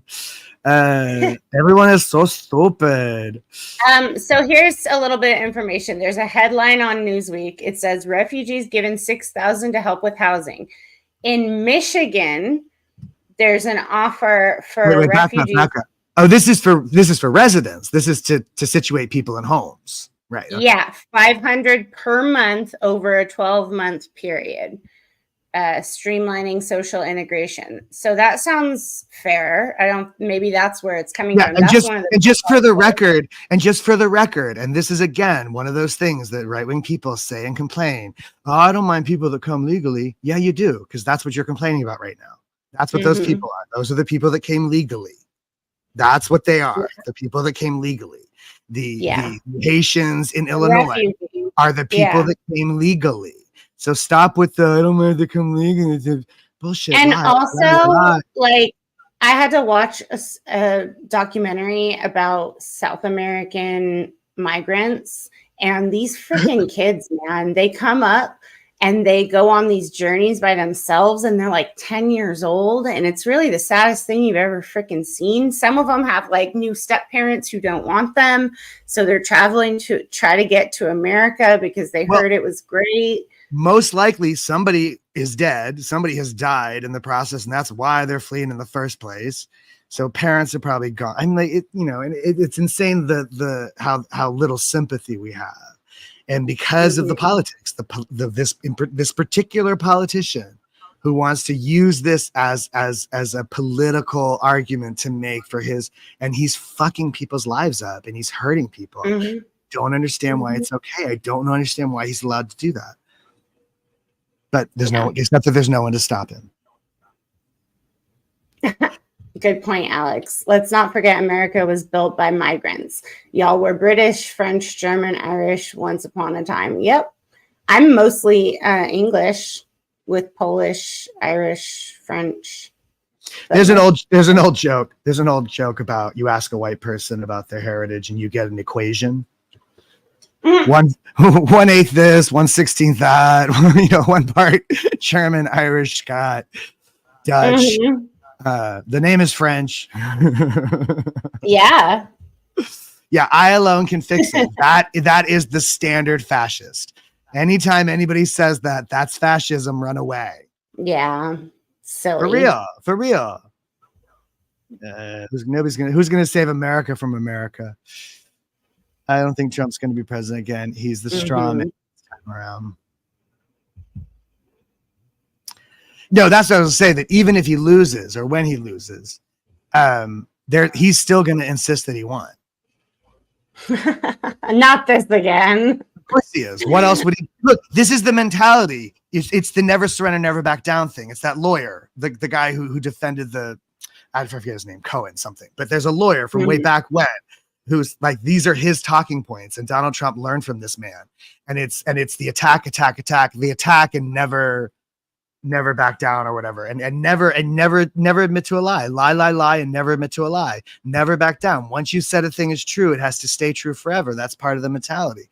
So if he's already set up this idea in his followers' heads that if he doesn't win, because they're so narcissistic, they actually think that they are a majority of what they think is right, but they're wrong, and they are a minority, but it doesn't matter to them. They are convinced that if he doesn't win, then it's the only explanation is that it was stolen from him, and they will continue to beat that drum until he's dead. And that's scary. They sound like Scientologists. That's really scary to me. Yeah, no shit. I am drunk on somebody else's rhetoric. Witness says, Daniel, the plan is already in place. They are not signing transition docs in a timely manner right now. Yeah. And that's the deep state that worries me, are these Christian fundamentalists who work in government jobs, who are willing to make choices to break the law, to flout the responsibilities of their job for ideology. Misguided. Well, stupid. We know what it's like. I mean, it's literally, we know people who would do anything, break the law, whatever, for fair game, Scientology, etc. So you know the type of person, and they're unhinged. That's what's so scary. Well, yeah. She says they've regressed. Witnesses they've regressed to 12-year-olds. And yes, they are 12-year-olds, bullies on the schoolyard. But I don't think they regressed. I think they've always been like this. Look, what I noticed when I came back to the world and came back to the social media after being a bum was a whole lot of people. Like, I missed the first Barack Obama election. I was I was homeless. And what I noticed, though, when I came back to the world was a whole lot of people online who are those people I'm talking about, who disengaged from politics a long time ago. They got sick of the way politicians kind of talk around the truth and never really tell you what's going on, and believe that both parties are the same and it's all going to be the same. And so they dipped a long time ago. And all of a sudden, about 2008, all those people suddenly got re-interested in politics for some reason. I don't know why. What happened in 2008? Did something happen in 2008? Because all of a sudden, these people who had dipped a long time ago are suddenly very concerned about the dysfunction in our system. And of course, we're adamantly blaming the person who was in office at the time. He happened to be black. I don't know if that had anything to do with it, but I suspect it did. That's my point. They've always been 12-year-old bullies. They were 12-year-old bullies who lost. And so they stomped off the schoolyard back in the 80s. And now they've come stomping back because they have a leader to follow. They were always 12-year-old bullies in the schoolyard. And in 2008, a black man was elected president, and that freaked them out. That's when these people got reignited. And it wasn't until then Donald Trump comes along and says, follow me. You know what I'm saying? Like, that's how this happened. The Tea Party, they were calling themselves the Tea Party for a while. And now they're MAGA. It's the same goddamn 12-year-olds. And I'm sick and tired of children being in charge of things. These are people I wouldn't let feed my fucking dog or water a fucking The chat plant. says that it was 2008 was the credit crunch as well as the housing crisis. It was the black man. I'm pretty sure it was the black man that did it, but I hear you. I mean, yes, for sure. Other things happened in 2008. Yes, and the mortgage crisis, of course, which Barack Obama bailed us out of, or however that word. I don't, There's another thing I don't understand how they got away with. They lied. You understand? They lied.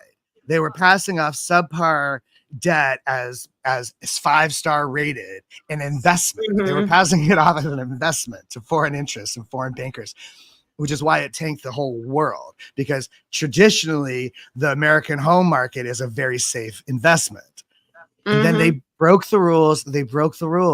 And they just decided, fuck it. We're making short-term money off this bullshit. And they nearly tanked the entire fucking world over it.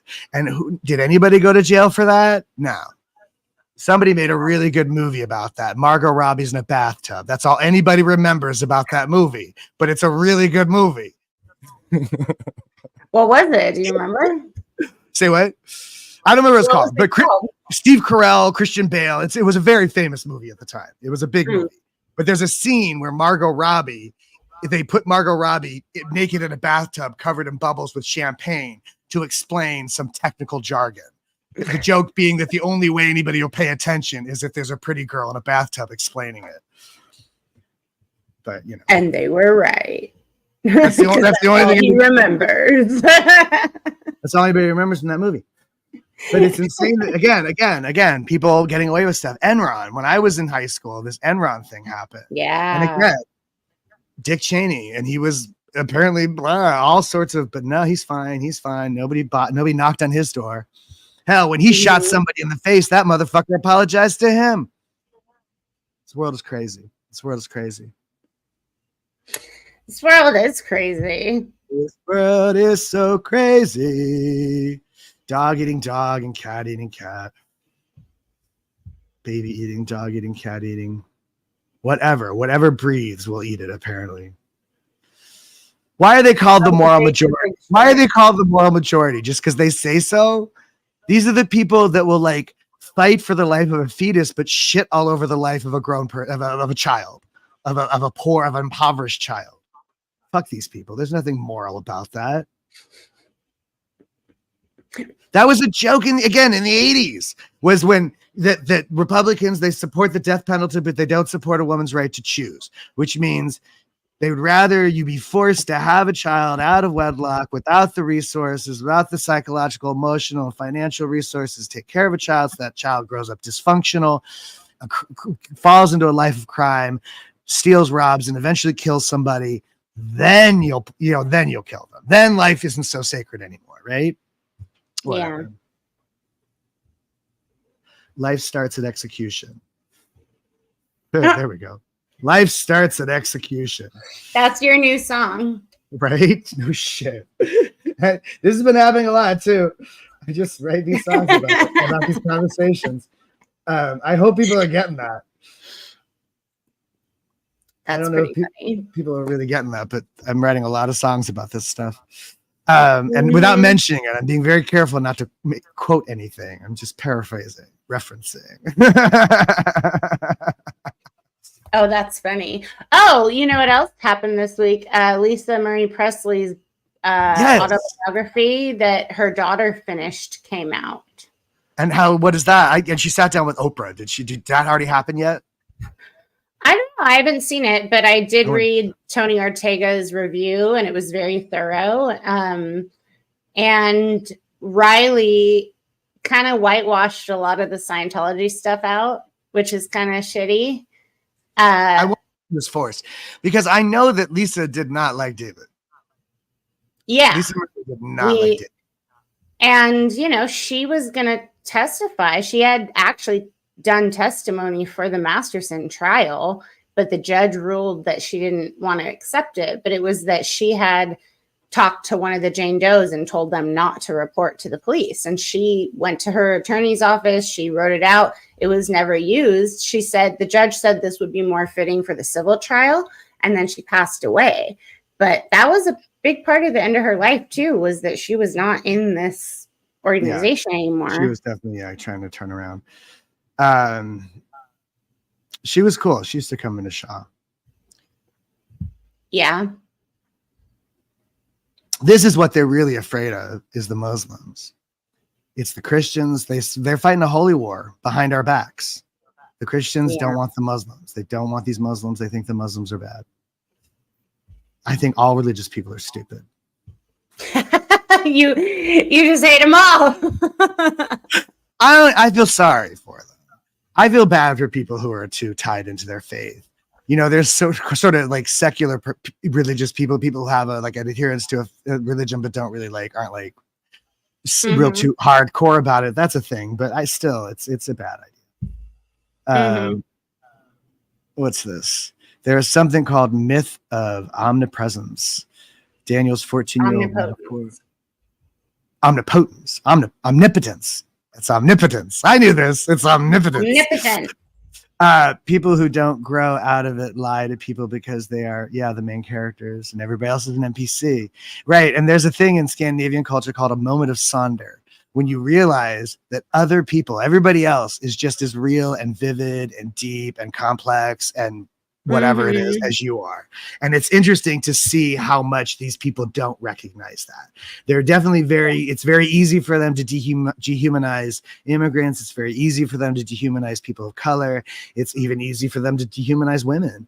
And when JD Vance goes on about the idea that there's something wrong with Kamala Harris because she doesn't have children, it's because he didn't understand empathy until he held his own child. And so he thinks that people who don't have children don't know what empathy is, but he doesn't know that he's broken. That lots of people find empathy without, you don't have to have a child to learn empathy. It's a great empathy building tool, but it's not the only way. And childless cat ladies tend to be very empathetic people.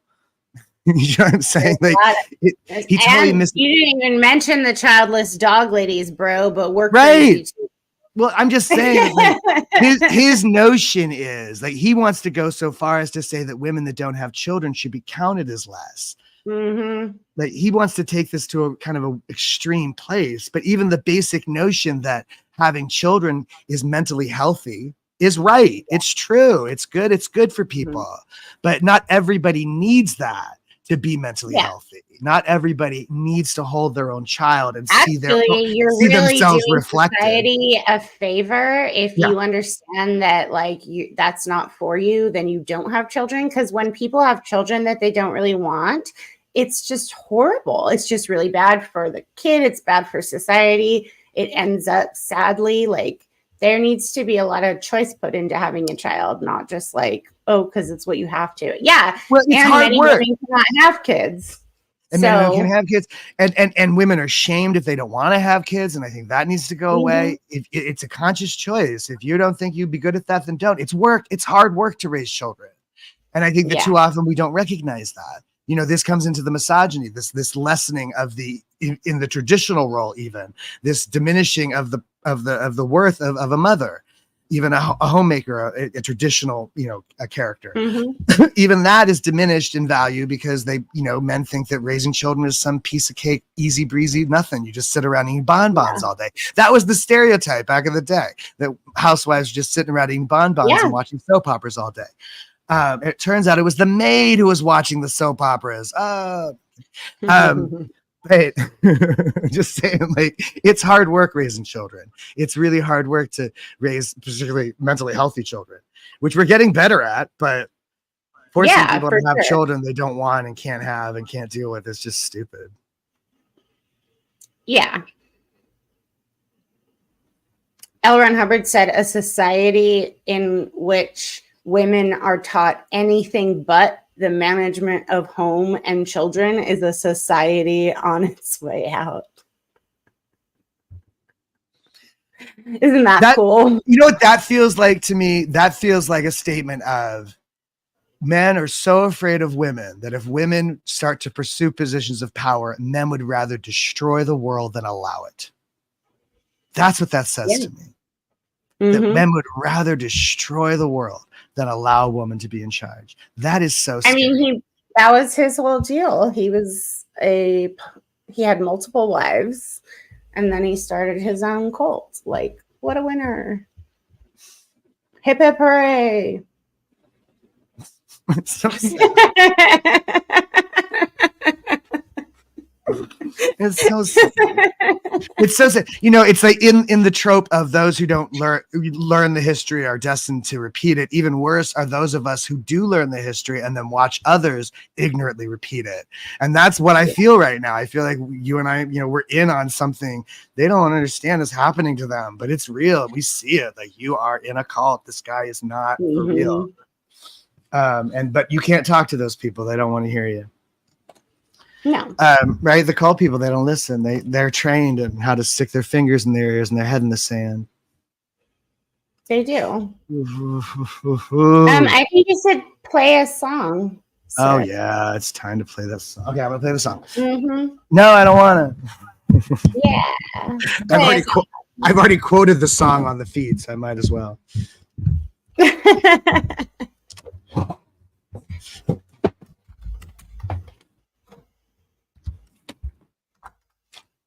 I'm going to play this song that I did the other night. Okay, this one's new, so bear with me. Okay. I'll be back.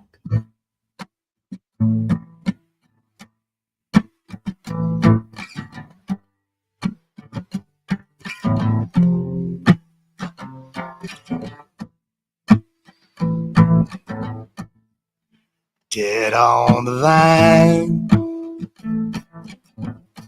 dedicated to just staying on for the ride.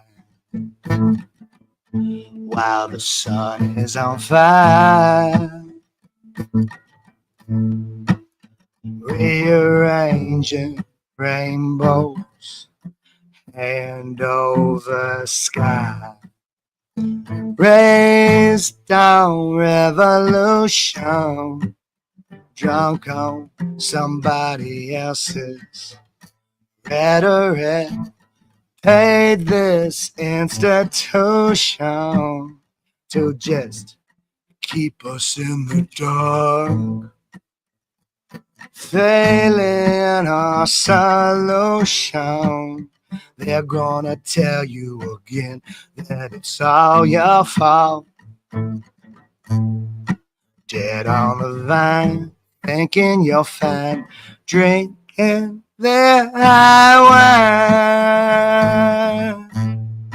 Dead on the vine, thinking you're just fine, drinking their high wine. Yearning to fly, still serrated, no matter how navigated on both sides. Turning the tide, here in the cradle, just until fatally capsized. Raised down revolution, drunk on somebody else's rhetoric. Paid this institution to just keep everybody in the dark. Failing a solution, they're gonna tell you again that it's all your fault. Dead on the vine, thinking you're just fine, drinking that high wine. Dead on the vine, thinking you're doing just fine, drinking that high wine.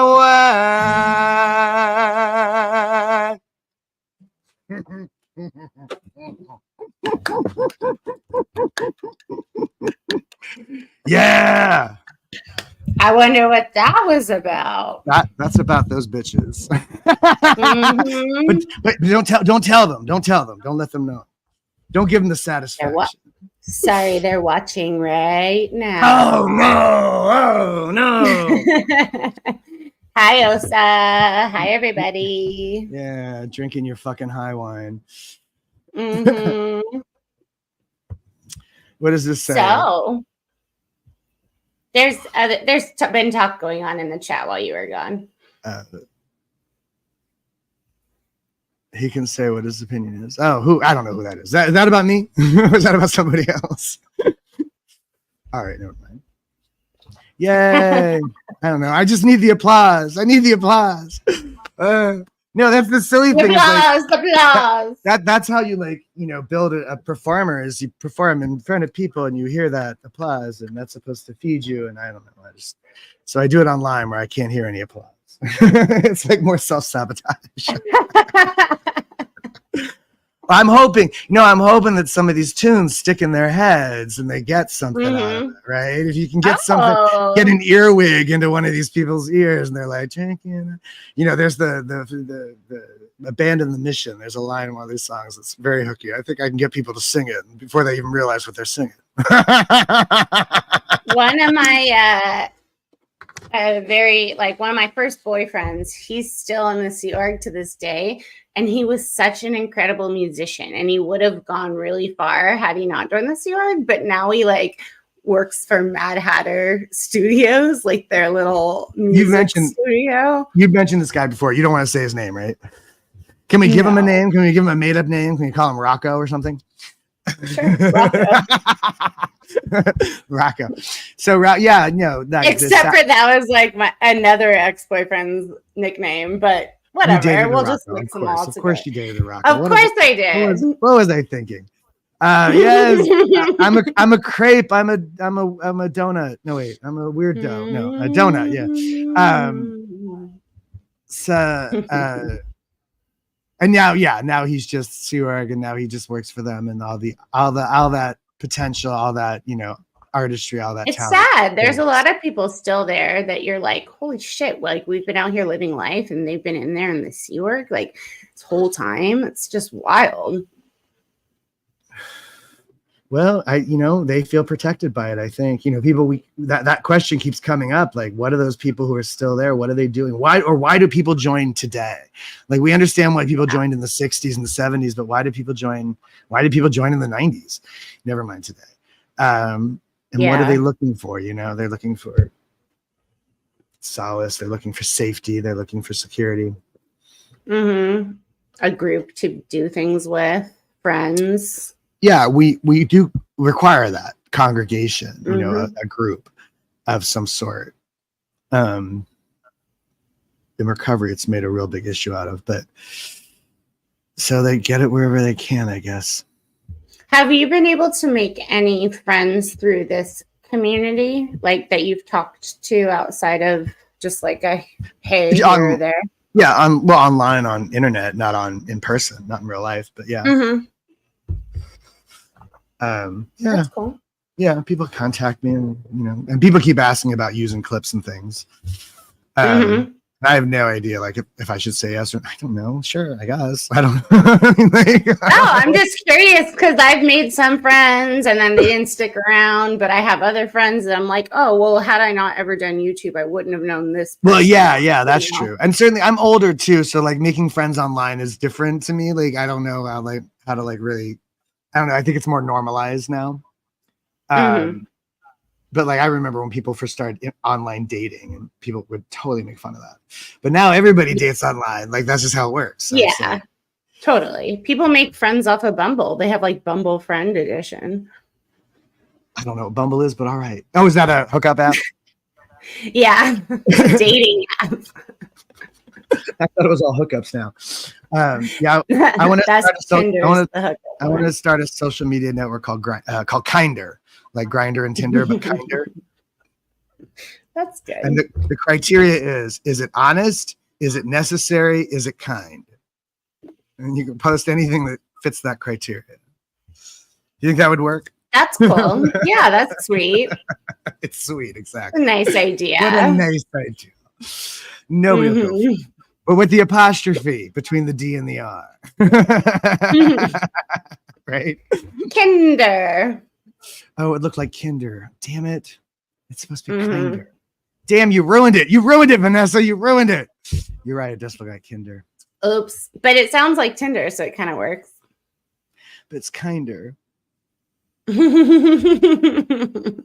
Make America kind those again. Apps are really annoying. In the 90s, everybody was working on a script, and nowadays everybody's working on an app. That's true. Everybody's writing a script in the 90s, and now everybody's working on an app. That's like, well, everybody's got this sort of like, it is this,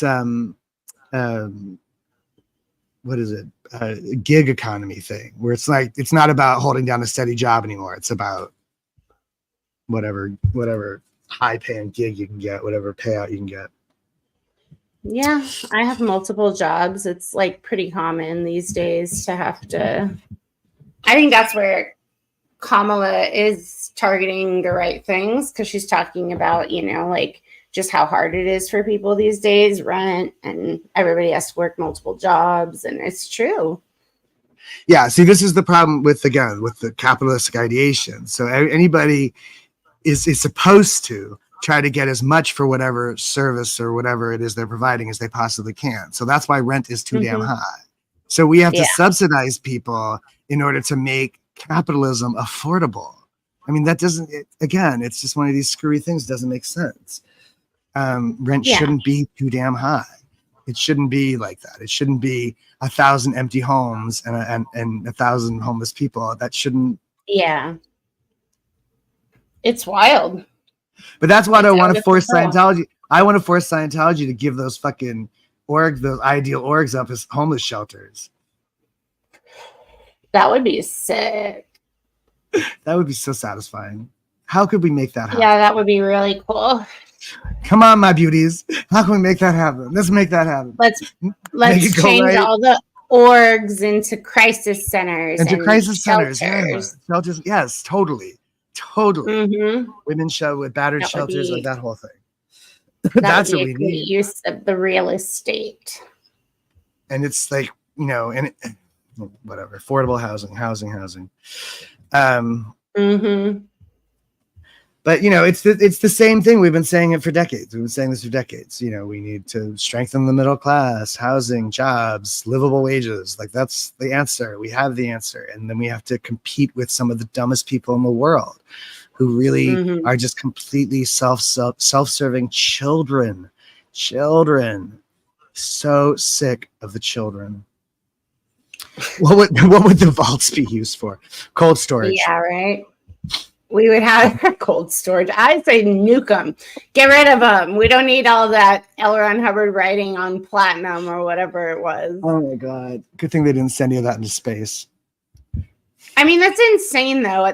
Like, what religion does that? They literally have his words transcribed onto platinum or steel or some shit like that, encased underground. So if a natural disaster ever happens and all of us are wiped out, the historians in the future are going to be like, oh, this was clearly the religion, because why? That's terrifying. Well, it fits the narrative. It fits the narrative that the base wants to hear. The base wants to hear, as we did, how important we were to the survival of humanity.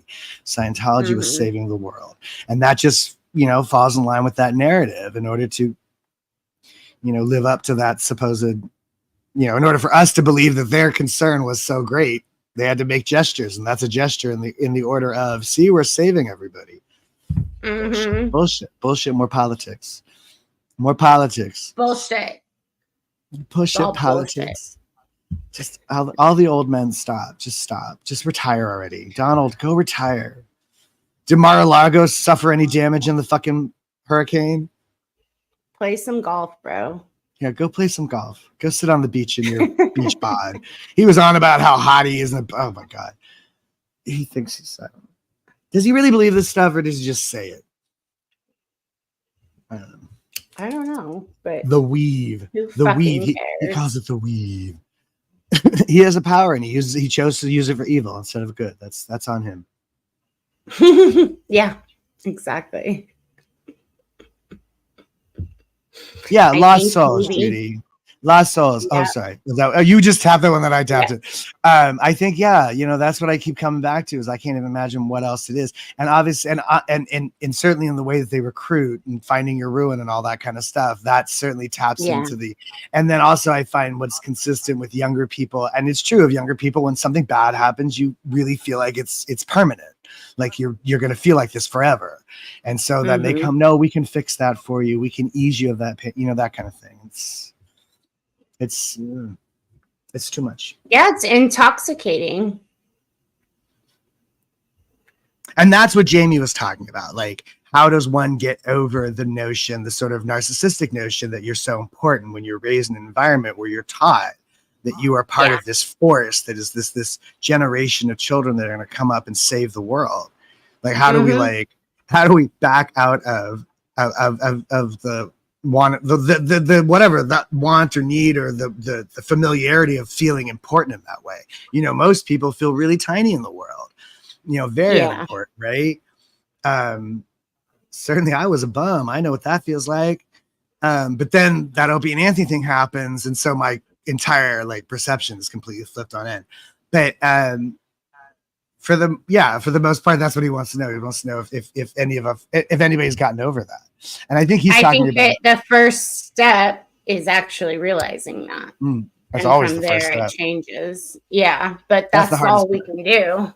The is be like, they taught us that we were super special. They basically taught us to have huge egos, be not caring about people's feelings, being crazy people who make eye contact way too long. We notice it, then we unlearn it, But that's right. But that's the part. That's the problem. That seems to be the problem, is how difficult it is for people to notice. Yeah, because they don't give a shit. I think it's just ego. I think that it's hard for people to recognize. Like, I don't think people even want to admit that propaganda works or that advertising works. Advertising, they have a formula. If you hear a product name a certain number of times, when you're standing in the grocery store, not sure what you want, and you see that name and it's familiar to you, and you buy it, not because you chose that, you buy it because you've been propagandized to, because you've been trained to recognize the ding, ding, ding, the little Pavlovian bell goes off and you go, oh yeah, I know what that is. I want that. I think people don't want to admit, don't want to concede, don't want to see that they're victim to this, that this is a thing that's happening all over the place. And especially in America and our ideas, our capitalistic ideation, everything is about marketplace and market forces. And the propaganda developed by Nazis found its way into our advertising on Madison Avenue, has found its way into our politics, is now kind of the social media. It's kind of everywhere now. Everything is about tricking people into believing whatever, and whether that be into buying a certain kind of dog food or voting for a fascist, either way, it's the same, it's the same tool. And people are really slow to concede to that. And I think it's more ego than it is inability to see, if you have, and that's one of the things that men resent about women, because women are constantly pointing these things out to men. And what was the other thing I was say about it was, no, I had another little funny thing to say, but I forgot what it was. Okay, never mind. What were we talking about? Oh, that's the line. The line is, it's easier to fool a man than to convince him he's been fooled.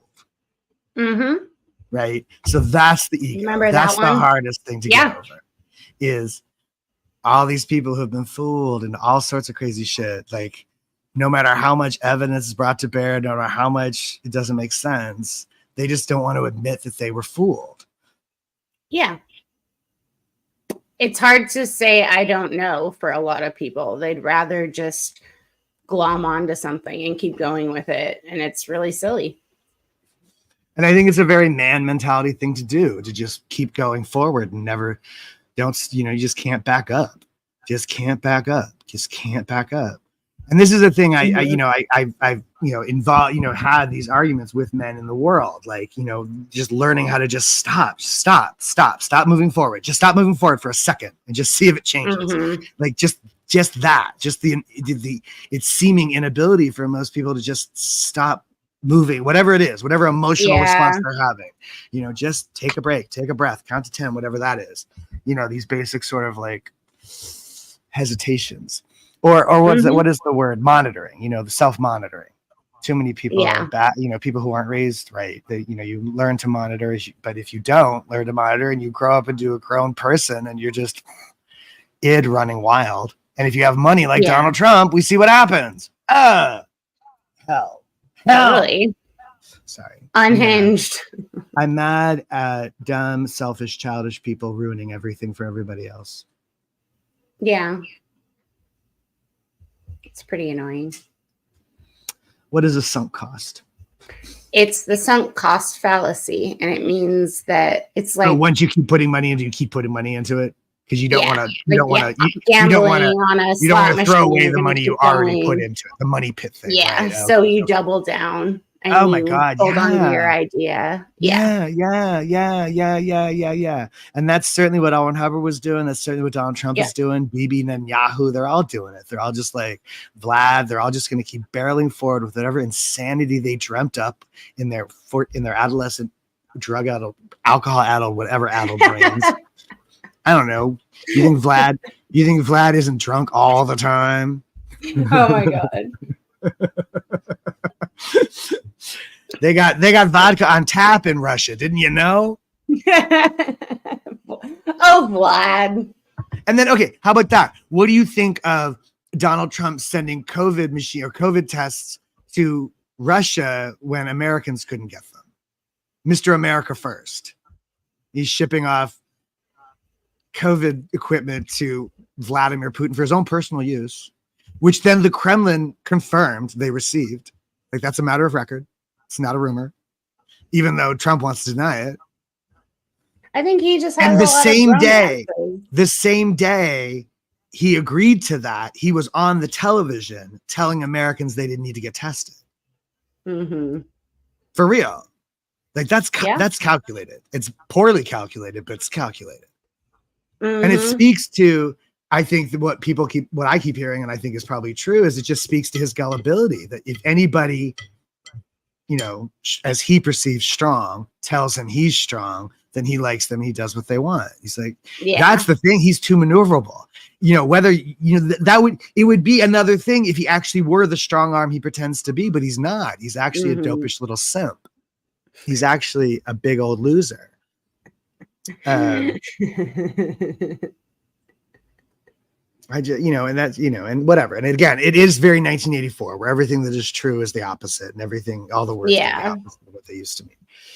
We're reading a thing. Okay. All right. Treasure Bloke says, I think the test in job interviews, what are your faults, are to catch narcissists, the myth of omnipotence, and confident people who will stumble or refuse. Do people say nothing? Do people, when asked that question, ever say, can't think of any? All right. Here we go. Probably. Narcissism. Donald Trump was the guy who said to a cardinal in 2014 on television, when asked about redemption, why would he ask for forgiveness if he's not doing anything wrong? That was Donald Trump's response. That's what he said. Why would I ask for forgiveness from God if I don't do anything wrong? Because if you think you've never done anything wrong or anything you should ask forgiveness for, there's something wrong with you. Yeah. Faux show.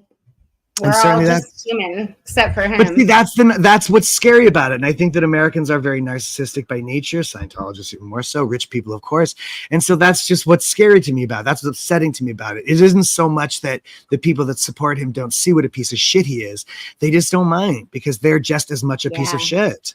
They're just as narcissistic. They're just as ego-driven. They're just as selfish and racist and what it was, xenophobic, or whatever you want to call it. They're on board with this. They like the idea that some asshole might be in there pushing people around. And they don't even understand that he's not even the kind of asshole that can really push people around, that he's the one being pushed around. Yeah. It's like a bad carbon copy of a tyrant. It's like a bad, 3 pages down carbon copy of Mussolini or something. But he's not even as good as that at that. He couldn't even get the trains on time. I mean, look at his hair. It's his mother's hair. Have you ever seen his mother? His mother had that whipped cream hair. Hers was like a dollop, like whipped cream on the top of her head, but it's that same cotton candy hair. She had the same hair. It's too wild, man. Talk about mommy issues. Yeah, for real.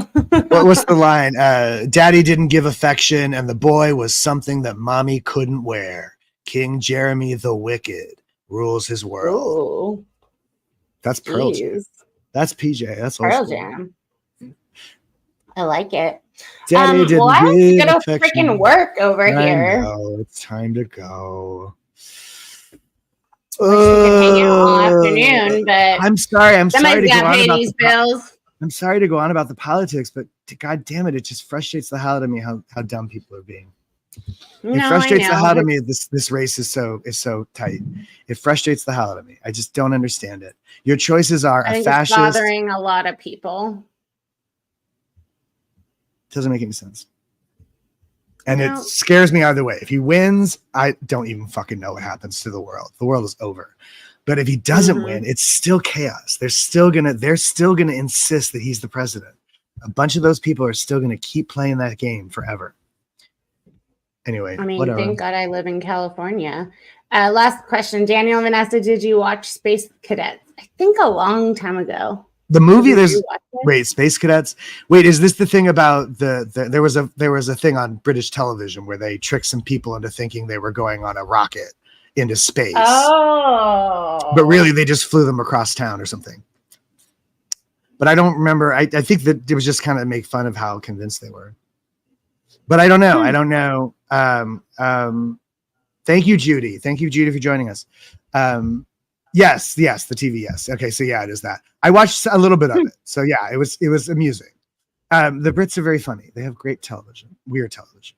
They have a show on British television that's just about highlighting bad bodies. Like they have people naked on TV just showing off their bad bodies and stuff like that. I don't know.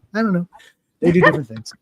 They do different things in that Europe. That Talk crazy about Europe. like shaming or like here's your bad I don't know. I body. think I don't know if the idea is to shame them or to help people like overcome insecurities about it. I don't know. I don't know what the purpose of it is. I've never actually seen the show. I've just heard comedians make jokes about it. So I don't really know. That's my problem is I don't watch the shows. I just watch the comedians who make fun of them. Except Taskmaster. I love Taskmaster. Make fun of well. Anyway, all right, darling. I will talk to you. All right. Next week. Have a Thanks good time. everybody for hanging out with us. We'll see you next time. See you next time. Look at that, exactly 2 hours. We're awesome. Yeah. Except now I can't There get this you thing. go. Okay, there we go. I'm out.